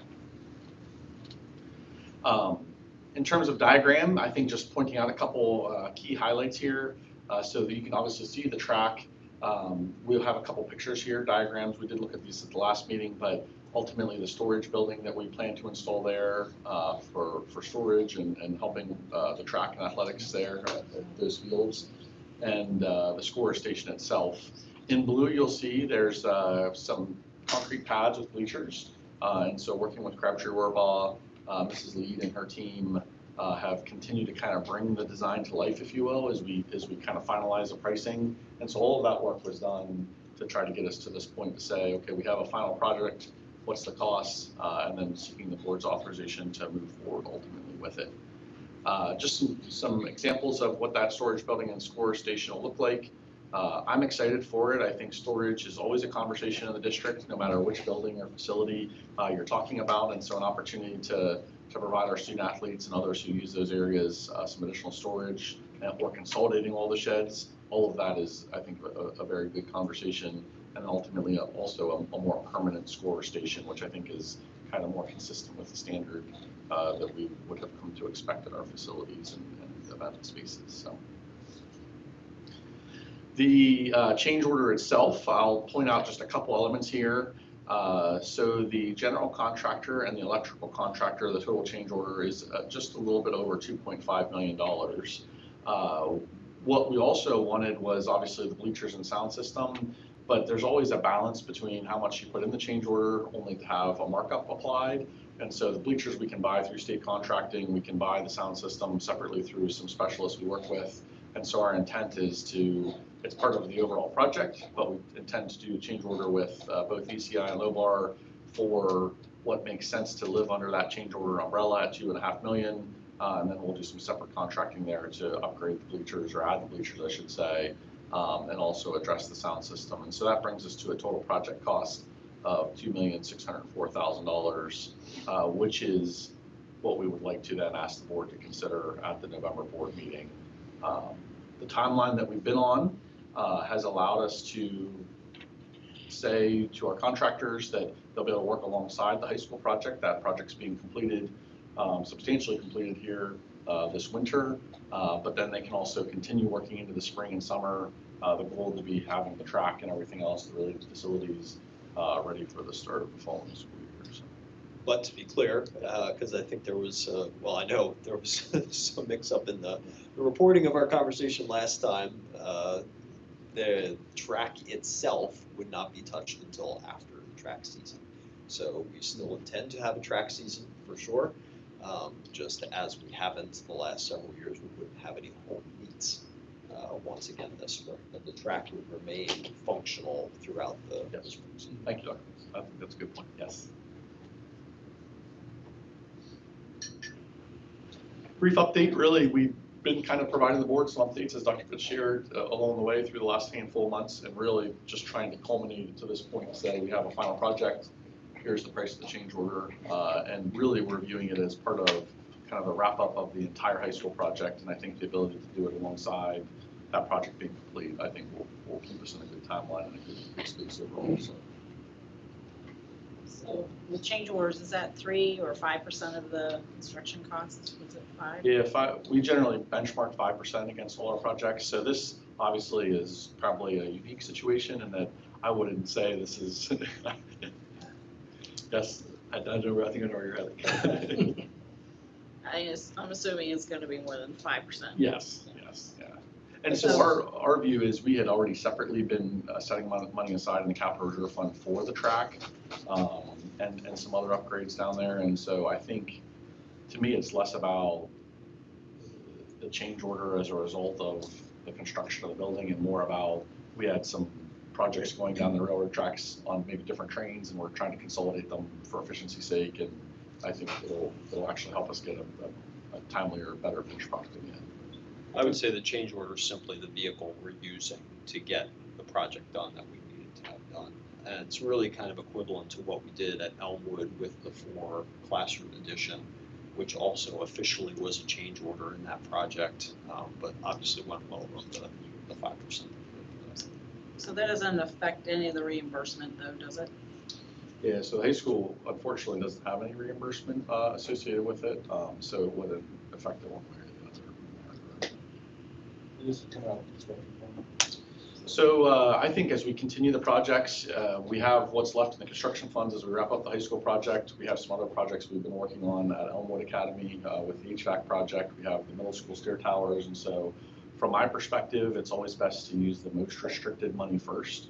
And our bond funds are the most restricted money. They can be used on all our facility upgrades. And so I think it's a matter of timing, and so as we kind of continue to move forward, we'll continue to use down our construction funds. We have our capital reserve fund too, which also frankly is a backstop for some of these other facility projects we've been discussing with the board. And so all of them are kind of interrelated. But I think using our most restricted money first it makes sense to do that first. Long range, will we have to put money aside like we've done for Memorial Park to keep the track and kind of create a fund for potential upgrades or replacements to the track like we've done for the field? Yeah, that's a great question. I think use a good accounting term, amortize. I think we would probably look at the useful life of the track and say, at what point does it start to where do we start to amortize? Okay, we need to start to set aside some money here on a yearly basis. And so to your point, and I think it's a good question, because the turf field is like an every 10-year kind of event, give or take, we right out of the gate start setting money aside every year. Versus the track, it probably will be longer than 10 years. So maybe we'll just have to weigh that, I think, with Mr. Bohannick and Mr. Hoffman to say, do we start to set aside maybe a smaller chunk every year and just do it over 20 years? Or is it something that we might, wait 5 years and then start to pick up? But I think yes, the answer to the question is we have to at some point. Okay, thank you. Further questions on the track project? And you'll move this forward for a vote. What's the anticipated? November? Yeah. If we'll ask the board in November for consideration. Well, for discussion and vote then. Okay. Move on to 5.02, stair tower addition at the middle school. Dr. Fitz. So this one I'm gonna talk us through, and we have Kelsey here with us tonight from Crabtree to be able to talk about any of the aspects that we have questions about on the design as well, and Mr. Yan is here. Both of them have been critical in being able to help us to really be able to get to this goal, which is ultimately to improve the efficiency in building circulation at the middle school. That's really the overarching goal that we had. I think the question that we entered this project with was knowing that, yes, we need to improve the circulation, but we weren't exactly sure what does that mean. We knew it had something to do with the stair towers, but it really took some additional study that certainly happened by Kelsey, by Joel, by others in the district to be able to identify what really is the issue. So I'll just point out the existing building layout to you. Nothing is different here than what we'd have if you were to walk into the school right now. And really, we've talked about these 4 staircases, these 2 and the 2 in the back, being the primary circulation points for students that are going within the classroom wings. So if they're upstairs going downstairs, if they're upstairs and going downstairs over here, if they're up here and going downstairs over there, the primary cross traffic that you have within the classroom wings is that fine and applied arts are all in one hallway downstairs, and then each of the grade levels has a separate hallway. So at some point during the day, grade level students have to get to fine and applied arts. So there's constantly cross traffic. And obviously there's other classrooms throughout that creates cross traffic as well.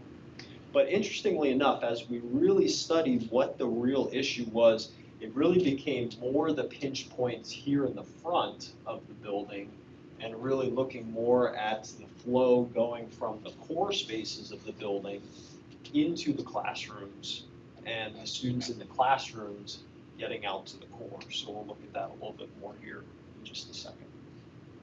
So the evolution of this design is that we were able to start targeting what the real concern was, that it really is truly the circulation between the core and classroom wings. So you can think about at lunchtime when you've got a massive amount of students that are out there in the cafeteria that are all at once trying to get out to one of those classroom wings, potentially downstairs, and they're all using that one tiny stairwell or the tiny stairwell over on this side. It might be the same thing with gym, with our ensembles, when a large group ensemble is all shifting at once. So the solution, ultimately, that Kelsey and Crabtree, they were able to bring us a number of options to be able to look at, and the one that continued to stand out and make the most sense for what we believe is going to help us with this issue is some stairwells that are aligned to commons. I'll show you a diagram in just a second by what we're talking about there. But because of that, if that's our solution to being able to address this issue, there is some residual impact of that because one of those stairwells would encroach on some space that currently is an office space and also a small group classroom that's in the library. So we need to be able to address the loss of those spaces with the addition of these stairwells as well. So you'll see that as we walk through the proposed solution. So again, left-hand side, this is just a smaller version of what you just saw a minute ago. These 2 stairwells really being the bugaboo of the concerns. And you can see recently we went on our walk at the high school and we talked about those pinch points. The fact that you can just imagine all these students coming out of the cafeteria at the same time, coming down, having to make this turn into this small hallway, and maybe a large number of them having to make a turn again to go down here at the same time as students are coming up, making the turn, and it's just really a bad point of congestion on both sides. So, as we talk about stairwells coming off of commons, here is where you would enter the building. The main entrance, here's the office and all the office spaces. So you come in here, the library is all in front of you. And as you walk in, there would be 2 new large stairwells right in front of you on either side of the library that are direct access points either from the cafeteria just to go and flow down, or from the gym to flow down from the ensemble spaces or auditorium, and again to flow down. So you can see also the residual impact here that I was talking about on this side is in order to build that stairwell in this space, we suddenly lose this office, and we also lose that space as well. But it makes easy sense, and quite frankly, you have to build a wall anyway to be able to build a stairwell into these spaces. It makes easy sense to just go straight across here, across what is currently part of the courtyard, and you can easily create those same spaces that you're losing here in these spaces that now are off of that hallway.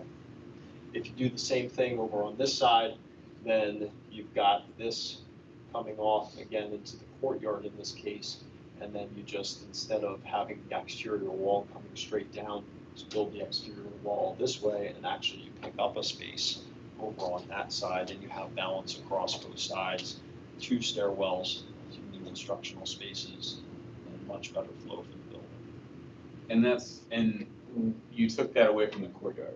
That's the only Correct. thing that Yeah. really, which isn't used all that much, right? Certainly not those back spaces. There is, if you can picture it, there's that kind of circle area, a little bit of an amphitheater kind of feel that's out here. There's certainly times that classes are out there, there's activities that might happen around that space, but never does it really reach back into these spaces here. They're really just dead spaces.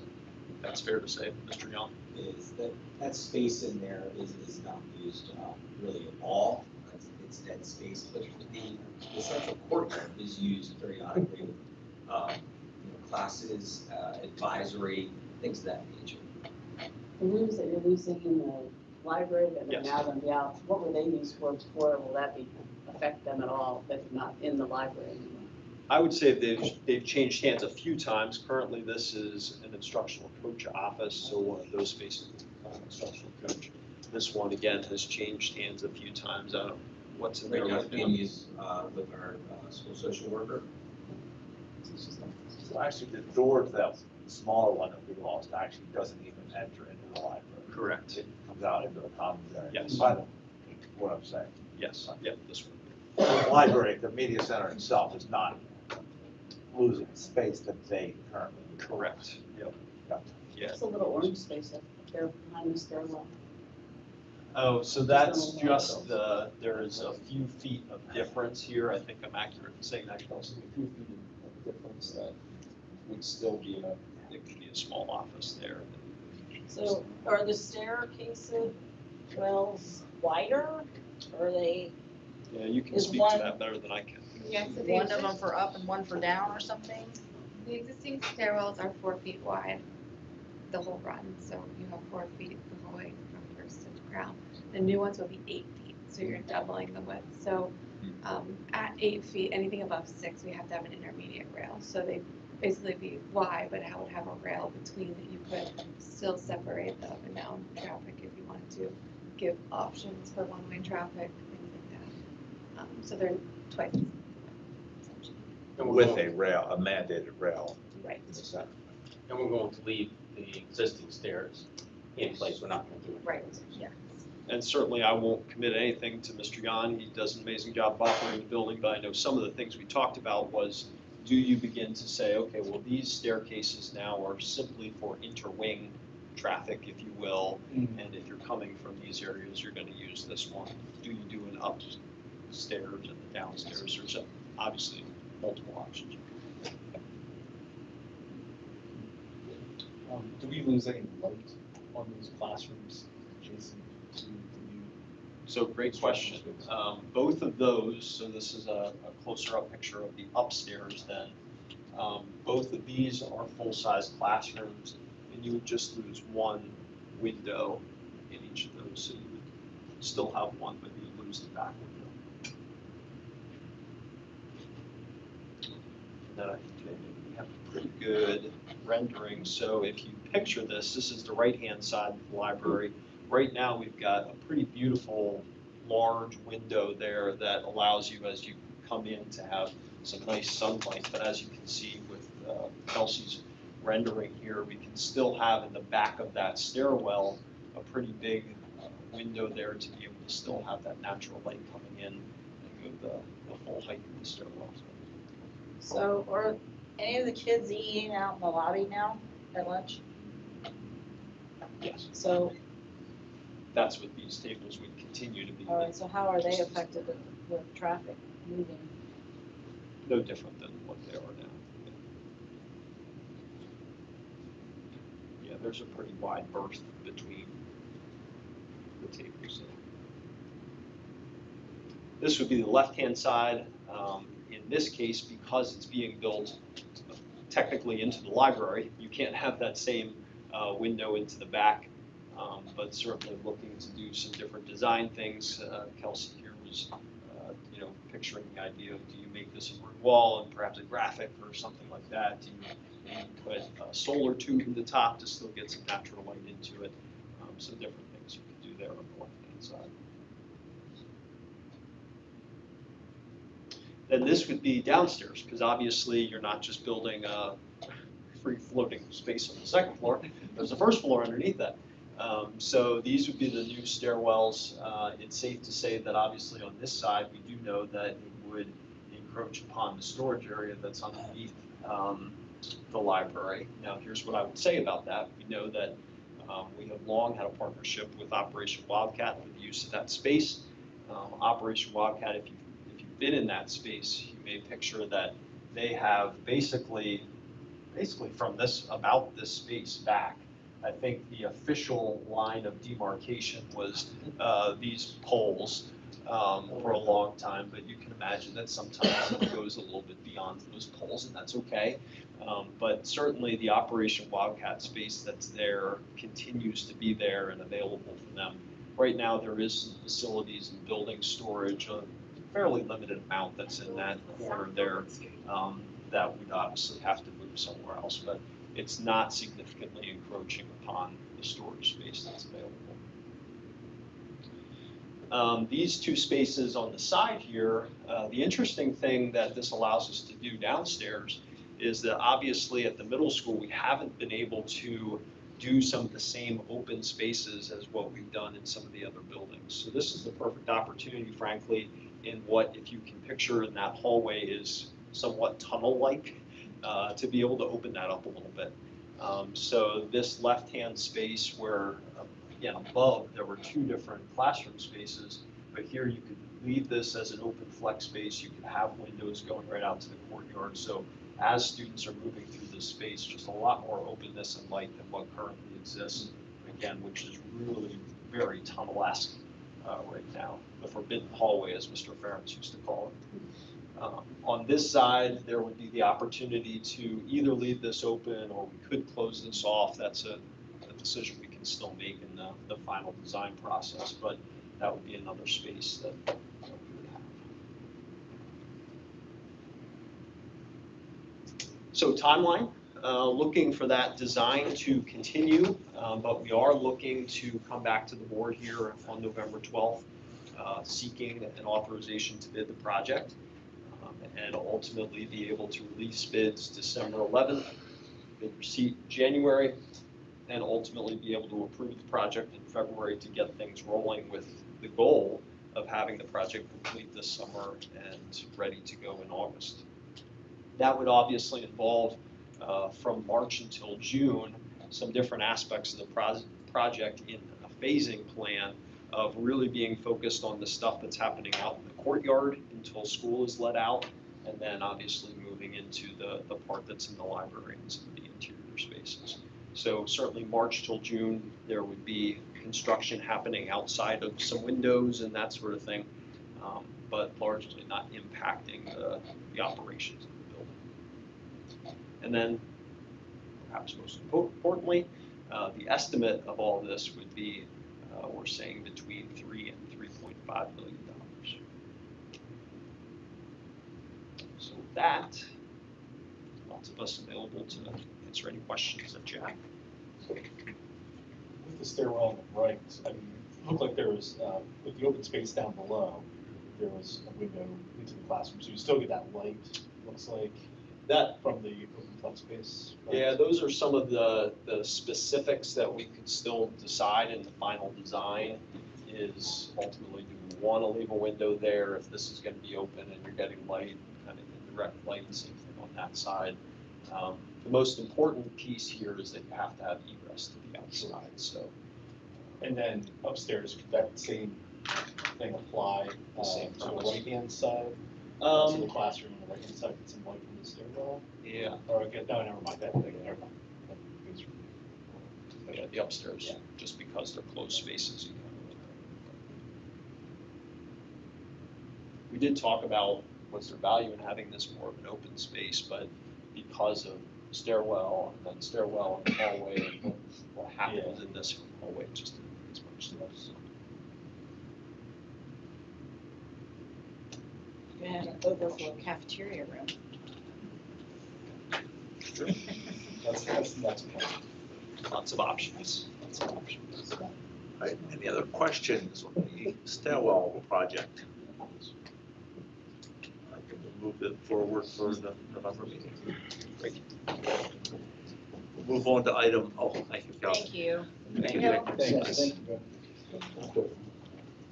Move on to item 5.03, facilities use group classifications. Dr. Pitt.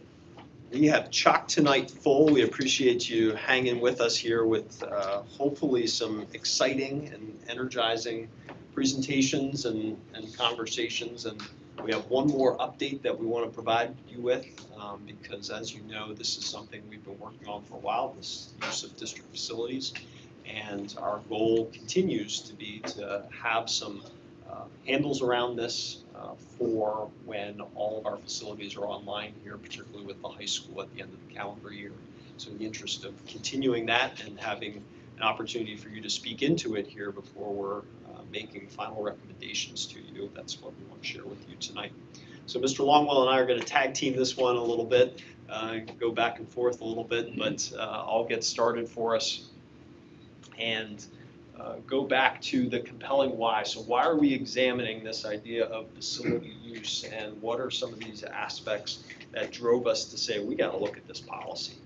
And I'll break it down with these 4 bullets as being the main drivers. The first one being that we have quite a few new facilities. Mr. Longwell is going to talk us through or give us an overview of what those facilities are, how many of our facilities have changed since 2018. We've got a lot of new facilities that we want to make sure that we've got consistent plans for.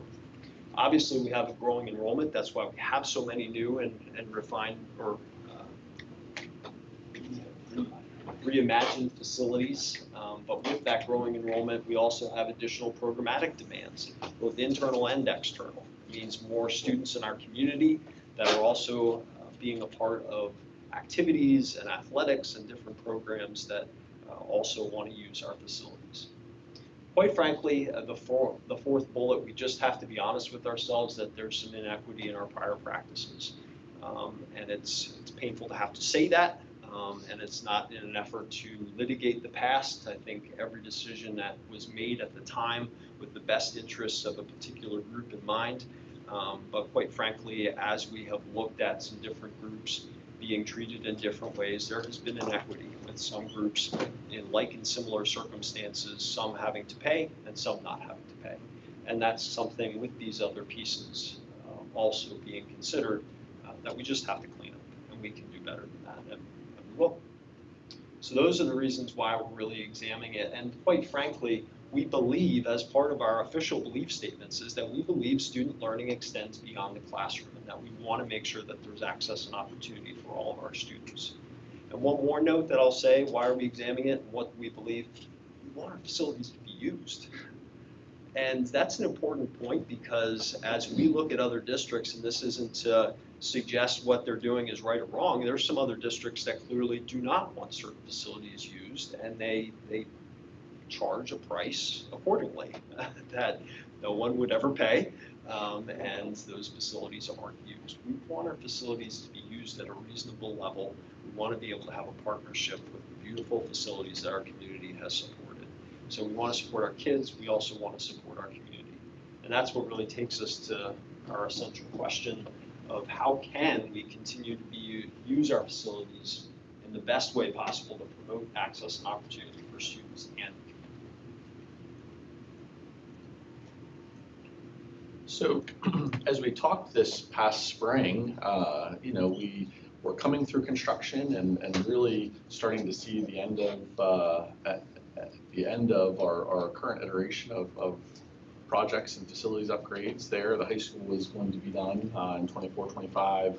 A realization that, as Dr. Betts shared, our district has grown, our enrollment has grown, our buildings have grown, there's new additional spaces. And so it was probably a good time to go back and kind of look at board policy and administrative regulations on what are our available facilities, what does group classification and priority of use look like. And probably in those spring conversations, we focused a lot on those first 2 bullet points, but I think also, even as we've talked as a committee, there's a need for service personnel and facility fees. And so what I mean by service personnel is that when you have a large enough activity, do you need custodians? Do you need those folks to support the event, school police? And then finally, what do you charge ultimately? And I apologize, I did skip past, I think, the slide perhaps. So the Committee on Facility Use that we formed as a result of that spring work was Dr. Bitts, myself, Mr. Bahanick, Mr. Hoffman, and Mrs. Herron. And so those three in particular, there's obviously what happens during the academic day with our building principals, our staff, our teachers, but outside the academic day, a lot of the facility use ultimately runs through Mr. Bahanick, Mr. Hoffman, and Mrs. Herron. That's not to say there's community organizations certainly that are interacting with those three, but as far as a initial group to study, where we are with facility use, we thought we would start with this committee, ultimately knowing that we did want to come back and engage some other stakeholders. But as a core group, we started to then say, the next slide, and I apologize, that skipped ahead there. But ultimately, because of what changes we've encountered as a community in our growing facilities, that with that committee, at least initially look at available facilities, group classification, priority of use, and then, like I said, need for additional service personnel and facility fees. And so in terms of available facilities, pre-2018, where we were, I think the board probably recalls in our 8 academic buildings, especially our elementary schools, they were, because of the start of growing enrollment, they were already at capacity. We had, downstairs in the kindergarten academy, we had library that was in many different locations, not always in a classroom or media center. We had probably inequity, I'll say, of facilities, where the high school and middle school are unique. They house just those grade bands, but Broad Street, you'll see, had a multi-purpose room versus the other elementary schools, which didn't. And Shepherdstown had a room downstairs in the old, maybe fallout shelter. And so equity of facilities was part of our goal when we started on all of the construction projects, and really started in 2016, 17, 18, the planning for those. And that led us to adding ultimately multi-purpose rooms, and I'm going to jump around a little bit back and forth between the two tablets there to kind of narrate that, but ultimately that led us to multi-purpose rooms at all of our elementary schools so that students would receive the same experience at all of those buildings. Obviously, we had a gym and multi-purpose room at the high school and middle school in Elmwood, and that continues to be the case. All of our buildings do have classrooms and media centers.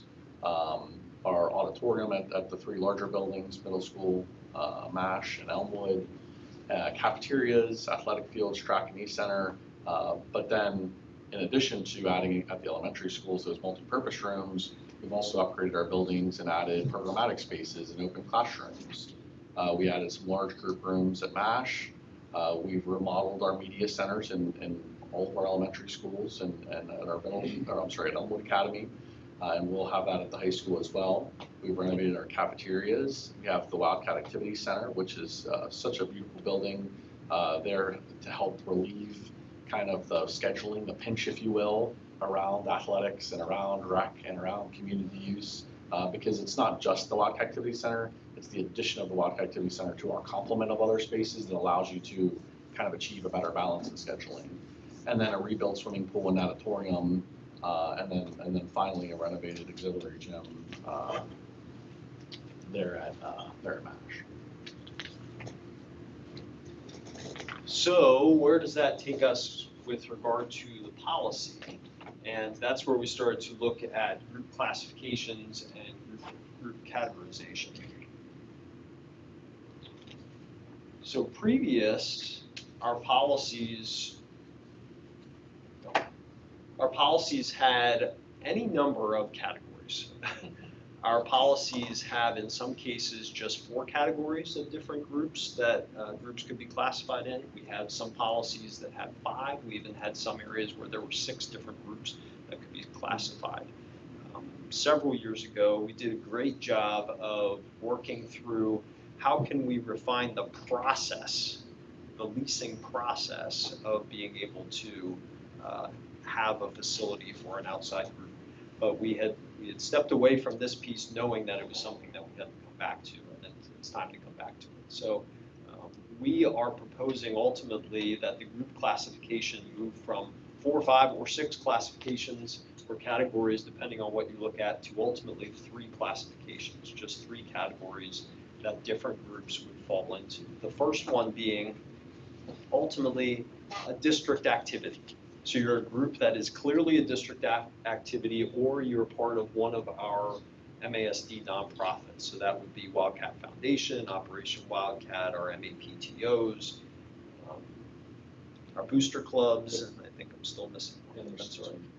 Yeah, sorry, I missed it. Yeah, that's all right. So the district activities, the district nonprofits, that is the first group. In that case, those are groups that are going to use our facilities and continue to use our facilities without an additional fee. That is the case for them now, and that would continue to be the case. Then ultimately, if you're not one of those district groups, then you're non-district group. But the question became, we didn't think that all non-district groups should be treated the same. We do think that there should be a delineation between 2 different types of non-district groups. One being a community partner group that does have the opportunity to have a reduced rate. What we still have to do, and this is the point of tonight, is to get your sense that this is something ultimately that you support us continuing to move forward to identify this criteria, is identify the specific criteria to identify those community partners. So who are some of the people that we're talking about? Because we didn't want to have this conversation or make these decisions completely isolated from the groups that we're discussing. So we went to some of our potential community partner groups and we invited them to the table.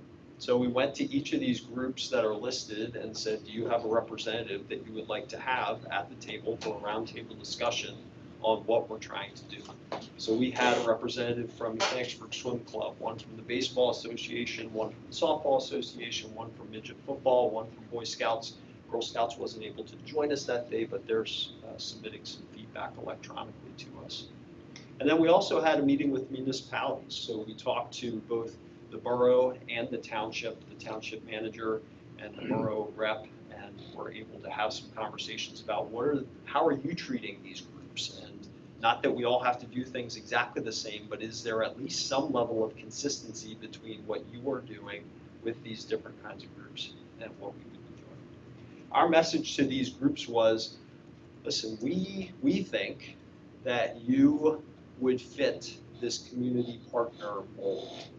And we're wondering, why do you think you fit this community partner mold? Give them a chance to speak into it. Give them a chance to share some of the criteria that they think should be used to identify them as community partners that would get a reduced rate. So that's what we did, and ultimately their feedback and considerations amounted to some of these items that we want to pull out here tonight. Overall, I will share that our approach, the approach that we're talking about here of 3 groups and the charging that we're discussing, is consistent with the municipalities and what they're doing. They too, I would suggest, without putting words into their mouth, have been navigating this over the last year and trying to bring some greater equity and consistency to their practices as well. One of the questions that came up from the group of stakeholders at the roundtable was, what does in-kind service look like? Is there an opportunity if, in order to have our event, if we're doing some things in the baseball field to make sure that it's continued to be playable, is there some sort of an aspect to that can be taken into account when we're talking about reduced rates? Other ideas of criteria to consider, the group had talked about, does the group have a mission that specifically benefits MASD students? Is their goals, is their charter, is whatever it is, specifically for students of the Mechanicsburg Area School District or for Upper Allen and Mechanicsburg Borough? Because we know that there's lots of organizations that do incorporate students from all over the place, from Moore County, from other counties. And that's not to say that they can't use our spaces, but should they have the same rate as one that is specifically meant for MASD students? One of the other pieces that was mentioned was a number of them talked about, we are completely volunteer based. And when we talk about our fee structure as an organization, every dollar that we bring in is going right back to the kids. And Notice it doesn't necessarily say nonprofit there because we know the nonprofit world can be very, very different depending on what organization you're talking about. Because there's lots of nonprofits where the money isn't necessarily all going back to the kids. It might be going to paid coaches and paid fees beyond what the kids are directly benefiting from. So those were some of the things that our groups talked about as well. Then obviously also the idea of service and civic organizations. Are there some other organizations that are around us that strictly are there for service opportunities, that are trying to do things for our community, civic organizations that might involve adults as well, that we want to consider having a reduced rate for? So these were some of the feedback, some of the main feedback and considerations that they were giving us as ideas for criteria for us to consider. So next steps.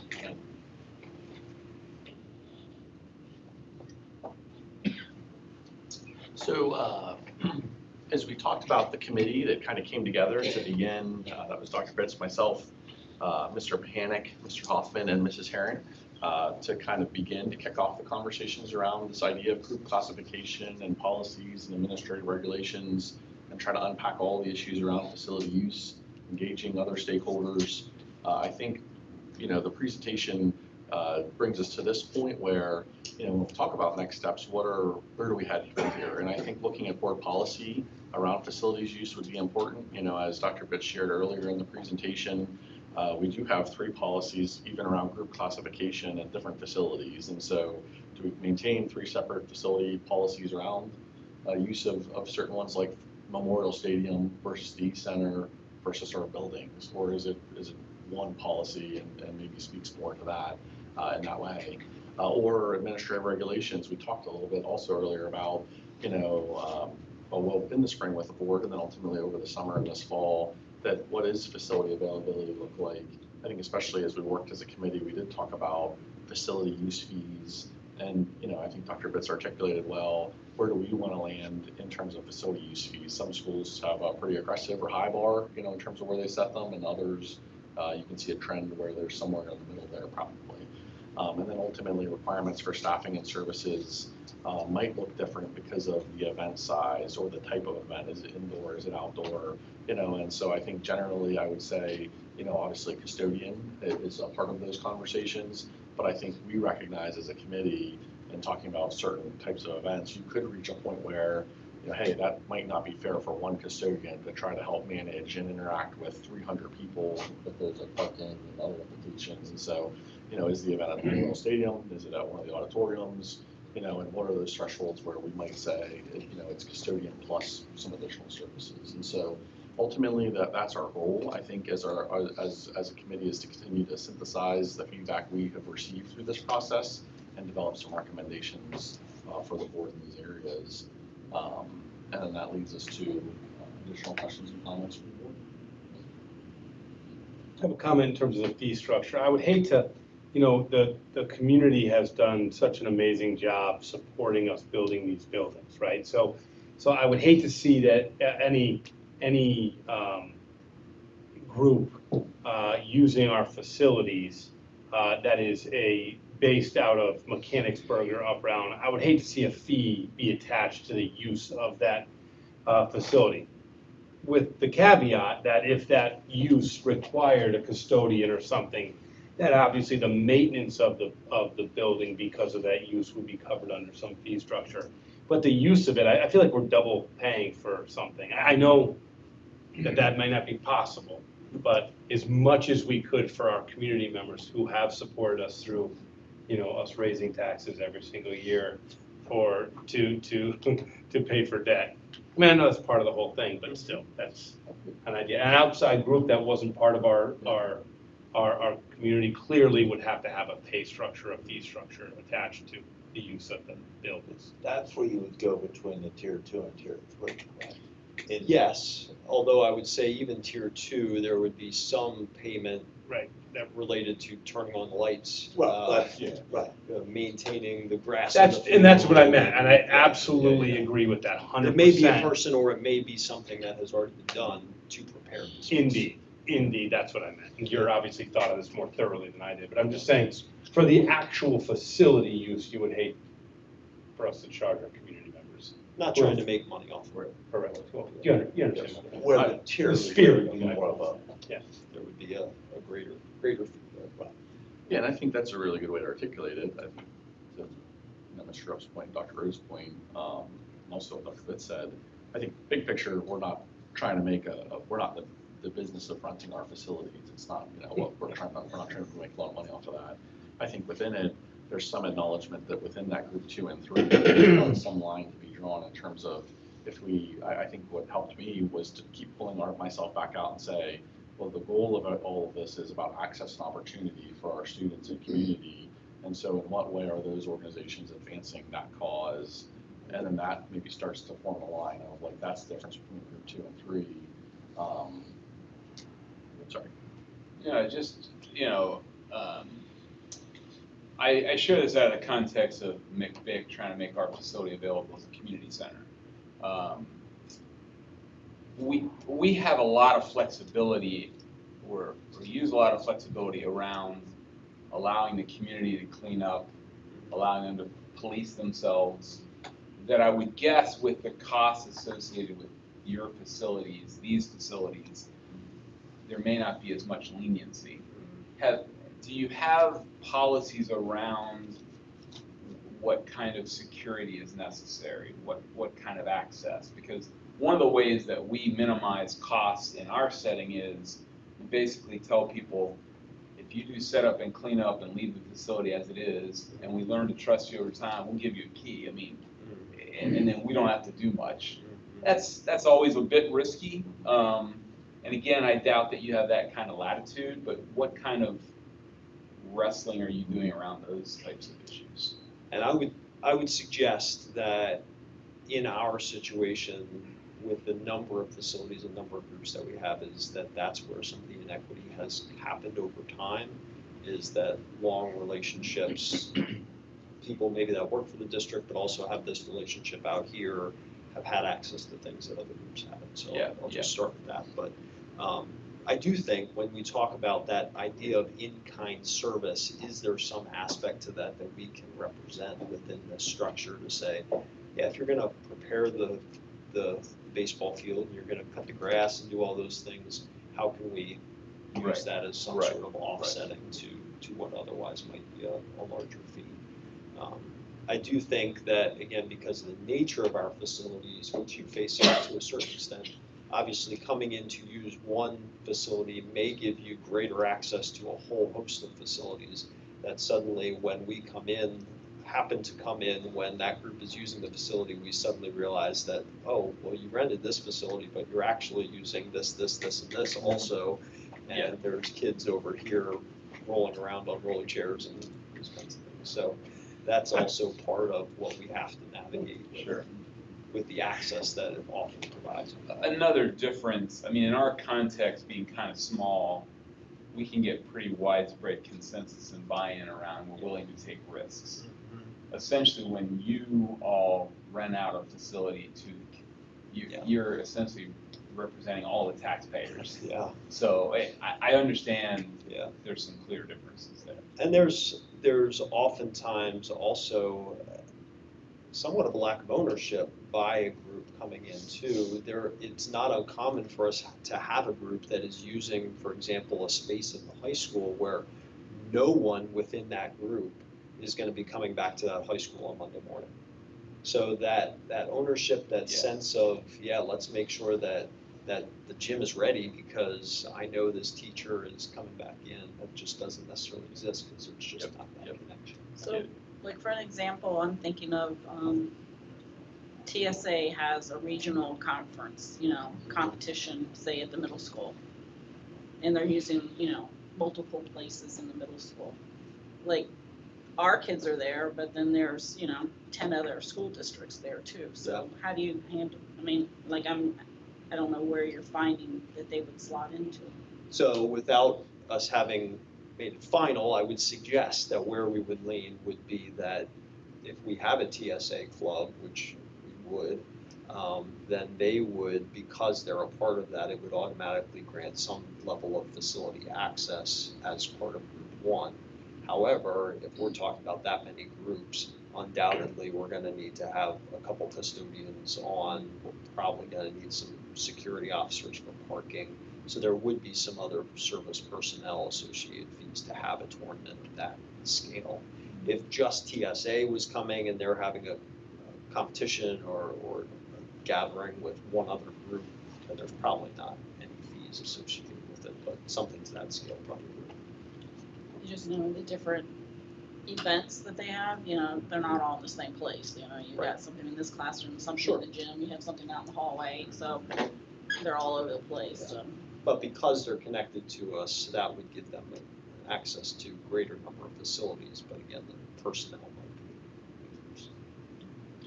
I think that's probably where you get into a little bit of the basis of the nice shot of outlining who's outside, whether it's taking care of the grass or seeding or these sorts of things that the field's still being taken care of. Increased use might influence that. But even inside, you know, the district, we've made a commitment over the years with the board's support of adding and kind of flexing out our facilities crews, right? You know, so we used to always run a first and second shift, which was like Monday through Friday. But now we have a maintenance person who flexes into Saturday. We have a custodian who flexes into Sunday and Saturday. And so there's been an investment in the personnel because as a direct, really, it's kind of a direct response to how our facilities are being used on Saturdays or evenings or in the school week. And so that's where a little bit of that nominal fee, and that's what we're still wrestling with. Like, where's that just right spot? So a couple thoughts on this. First of all, I think when you pay something, you take a little bit more ownership in it, right? So if you're getting it for free and the kids mess up the bathroom, oh well, right? Not that that should be the thought, but sometimes that is. So part of it is, you know, that makes a lot of sense. Two things with that is maybe the number of people using the facility. So for instance, with swim, when you have a group that's practicing versus a meet, when you have hundreds of people plus teams coming from somewhere else, totally different scenario. That and plus, is there a maybe a provision for incidentals? So in other words, if there's damage, that group is held responsible for damage. That might be difficult to prove depending on how many people come. I do like the idea of in-kind service. I know because somebody told me, Bill Birdie told me that the Boy Scouts did 47 Eagle projects at the center the last couple of years. I know the last one they did cost $1,600 that the parents and the kid paid for per student. So I think the E-Center is getting a lot of benefit from some community services. So I would love to see something that at least accounts for that, so that we can continue to invest in the community. And really, that's what these community organizations should be doing. Yeah. Last little bit, I think what makes Mechanicsburg unique is the community and all these organizations that have partnered with the school district in all these different ways. I've seen such benefit from mental health to just simply belonging with some of these kids. I think that does take a little bit, we need to give that a little bit of credit, I guess. Hopefully not having those issues then have to be paid for by the school district further down the line. Sure. So, you know, I do like the idea of reduced rates and working together. I feel like in my tenure here that this is probably the third time we've had this conversation about how to handle this situation. So I know it's always been here, and it just kind of like every few years it comes up again, like, okay, how are we handling this? So I don't know if something has happened recently for you to rethink it, or, you know, but I know it's something that we've struggled with in the past, you know, so trying to improve and get it right. And it's mostly because of all the new facilities that we have, the new, you know, the WAC and the work in all the schools have been finished. So the last policy was in 18, something like that, somewhere around 18. So we've grown significantly in the last 6 years and added so many more facilities that there's so many more things. I mean, just think about all the work that's going to have to go into the natatorium and coordinating all the efforts in that. That's just going to be a nightmare. Not a nightmare, but that's just going to be a task in and of itself. Yeah, I applaud your understanding of equity and how we want to use these facilities, because I think nothing degrades a community morale more than, you know, having a shared ownership in the cost of building buildings, and then realizing that the buildings aren't being utilized in an equitable fashion. So that, I am grateful for your leadership on that. And I think a lot of that is an answer to what Tracy just asked, was because we took such an effort in equity in all the buildings and programming, as that continued on, is that this came to light of the inequities in different groups using these now facilities. So it's really just continuing the equity. It was very important to you, I mean, when you first came on the board, the buildings were equal and things were being done the same. Yeah, those banners mean nothing if we're not practicing what they say. Yeah. And I think your categories are really good. I think they're wrestling with some good things. I guess to Tracy's point too, I would also expect that we'll be revisiting this again, because I think the alternatives to continually tweaking it are setting the fees so high that nobody, and communicating a clear message, these aren't for your use, or having no policies and just kind of it's a free-for-all. So I think that tension is something that we're gonna see this again in 4 to 6 years probably. But I think the categories you're using make sense and good. I think the idea is it's in the direction that we should be going. Yes. So I mean, this could be so overwhelming managing all these facilities and who's going where, when, and who's paying for what. And are they paying, and and it's just like, who is managing this? It's already happening, right? Yeah, I know, but that's why when Seth says the turf field belongs in Northside, we say, okay, so we trust you. Because it's Seth and Tiffany and Pam Lame with facilities, they are the front runners with it. Thankfully, we did have a committee that did look at process previously. That really did a nice job of tightening up what the process was all over the place as well. So that piece is already kind of stabilized and in place, and now we can arm them with better information to be able to help make those decisions. I mean, I feel like those 3 people probably handle 85% of the usages, but the 15, the church that wants to rent out the middle school auditorium on Sundays, so like, who Still goes through Pam. Oh, does it? Yeah. Anything not athletics or rec, and even those things technically go through Pam, but those are mostly managed by those two, but then Pam, everything else. I was actually gonna ask you that. So we do have somebody that actually oversees because I mean, like athletics is very well represented to the AD. Like, what about the whole musical side versus academic use of those facilities like that? Yeah, so we have a software program that manages all the lease agreements, anything that's an in-house activity, buildings, anything that happens outside the school day has to go through that lease software. It's quite a process. Now we know. How do you determine volunteer base? Because let's say you have some coaches that make a stipend of a couple $100 or something a month. Sure. Versus, I don't know, a mega church and they pay their pastor $150,000 a month. Maybe that's not Wayne might be wrong, but I'm just, a month. He gets 300. He gets 300 grand a year. We know this. We know what he gets. 400 grand. I would say that again, we tried tonight just to show all of the talking points that came out. I think that's one that we are wrestling with. How do we navigate that? Because that came up among the groups as a number of them said, well, we're completely volunteer based, and some said, well, we're not. So, yeah. The nonprofit, you could make a heck of a salary. Correct. Yes, there's an extreme. But it's because I know when Mr. Long and I worked on the rec agreement with the 2 municipalities, that was one of the issues there was who's being paid what. If they're using our facilities, but this person appears to be profiting.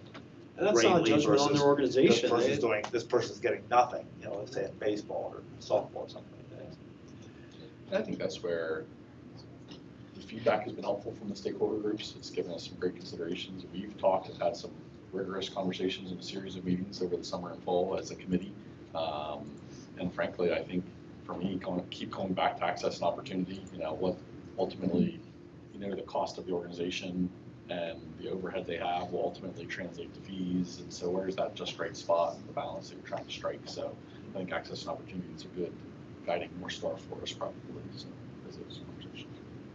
what I think I'm hearing from the board is stay the course, and what we would be doing is coming back with more specific criteria and policy recommendations for you to review, and then ultimately, hopefully approve. Again, we're aiming towards the end of the calendar year, but that's Very good.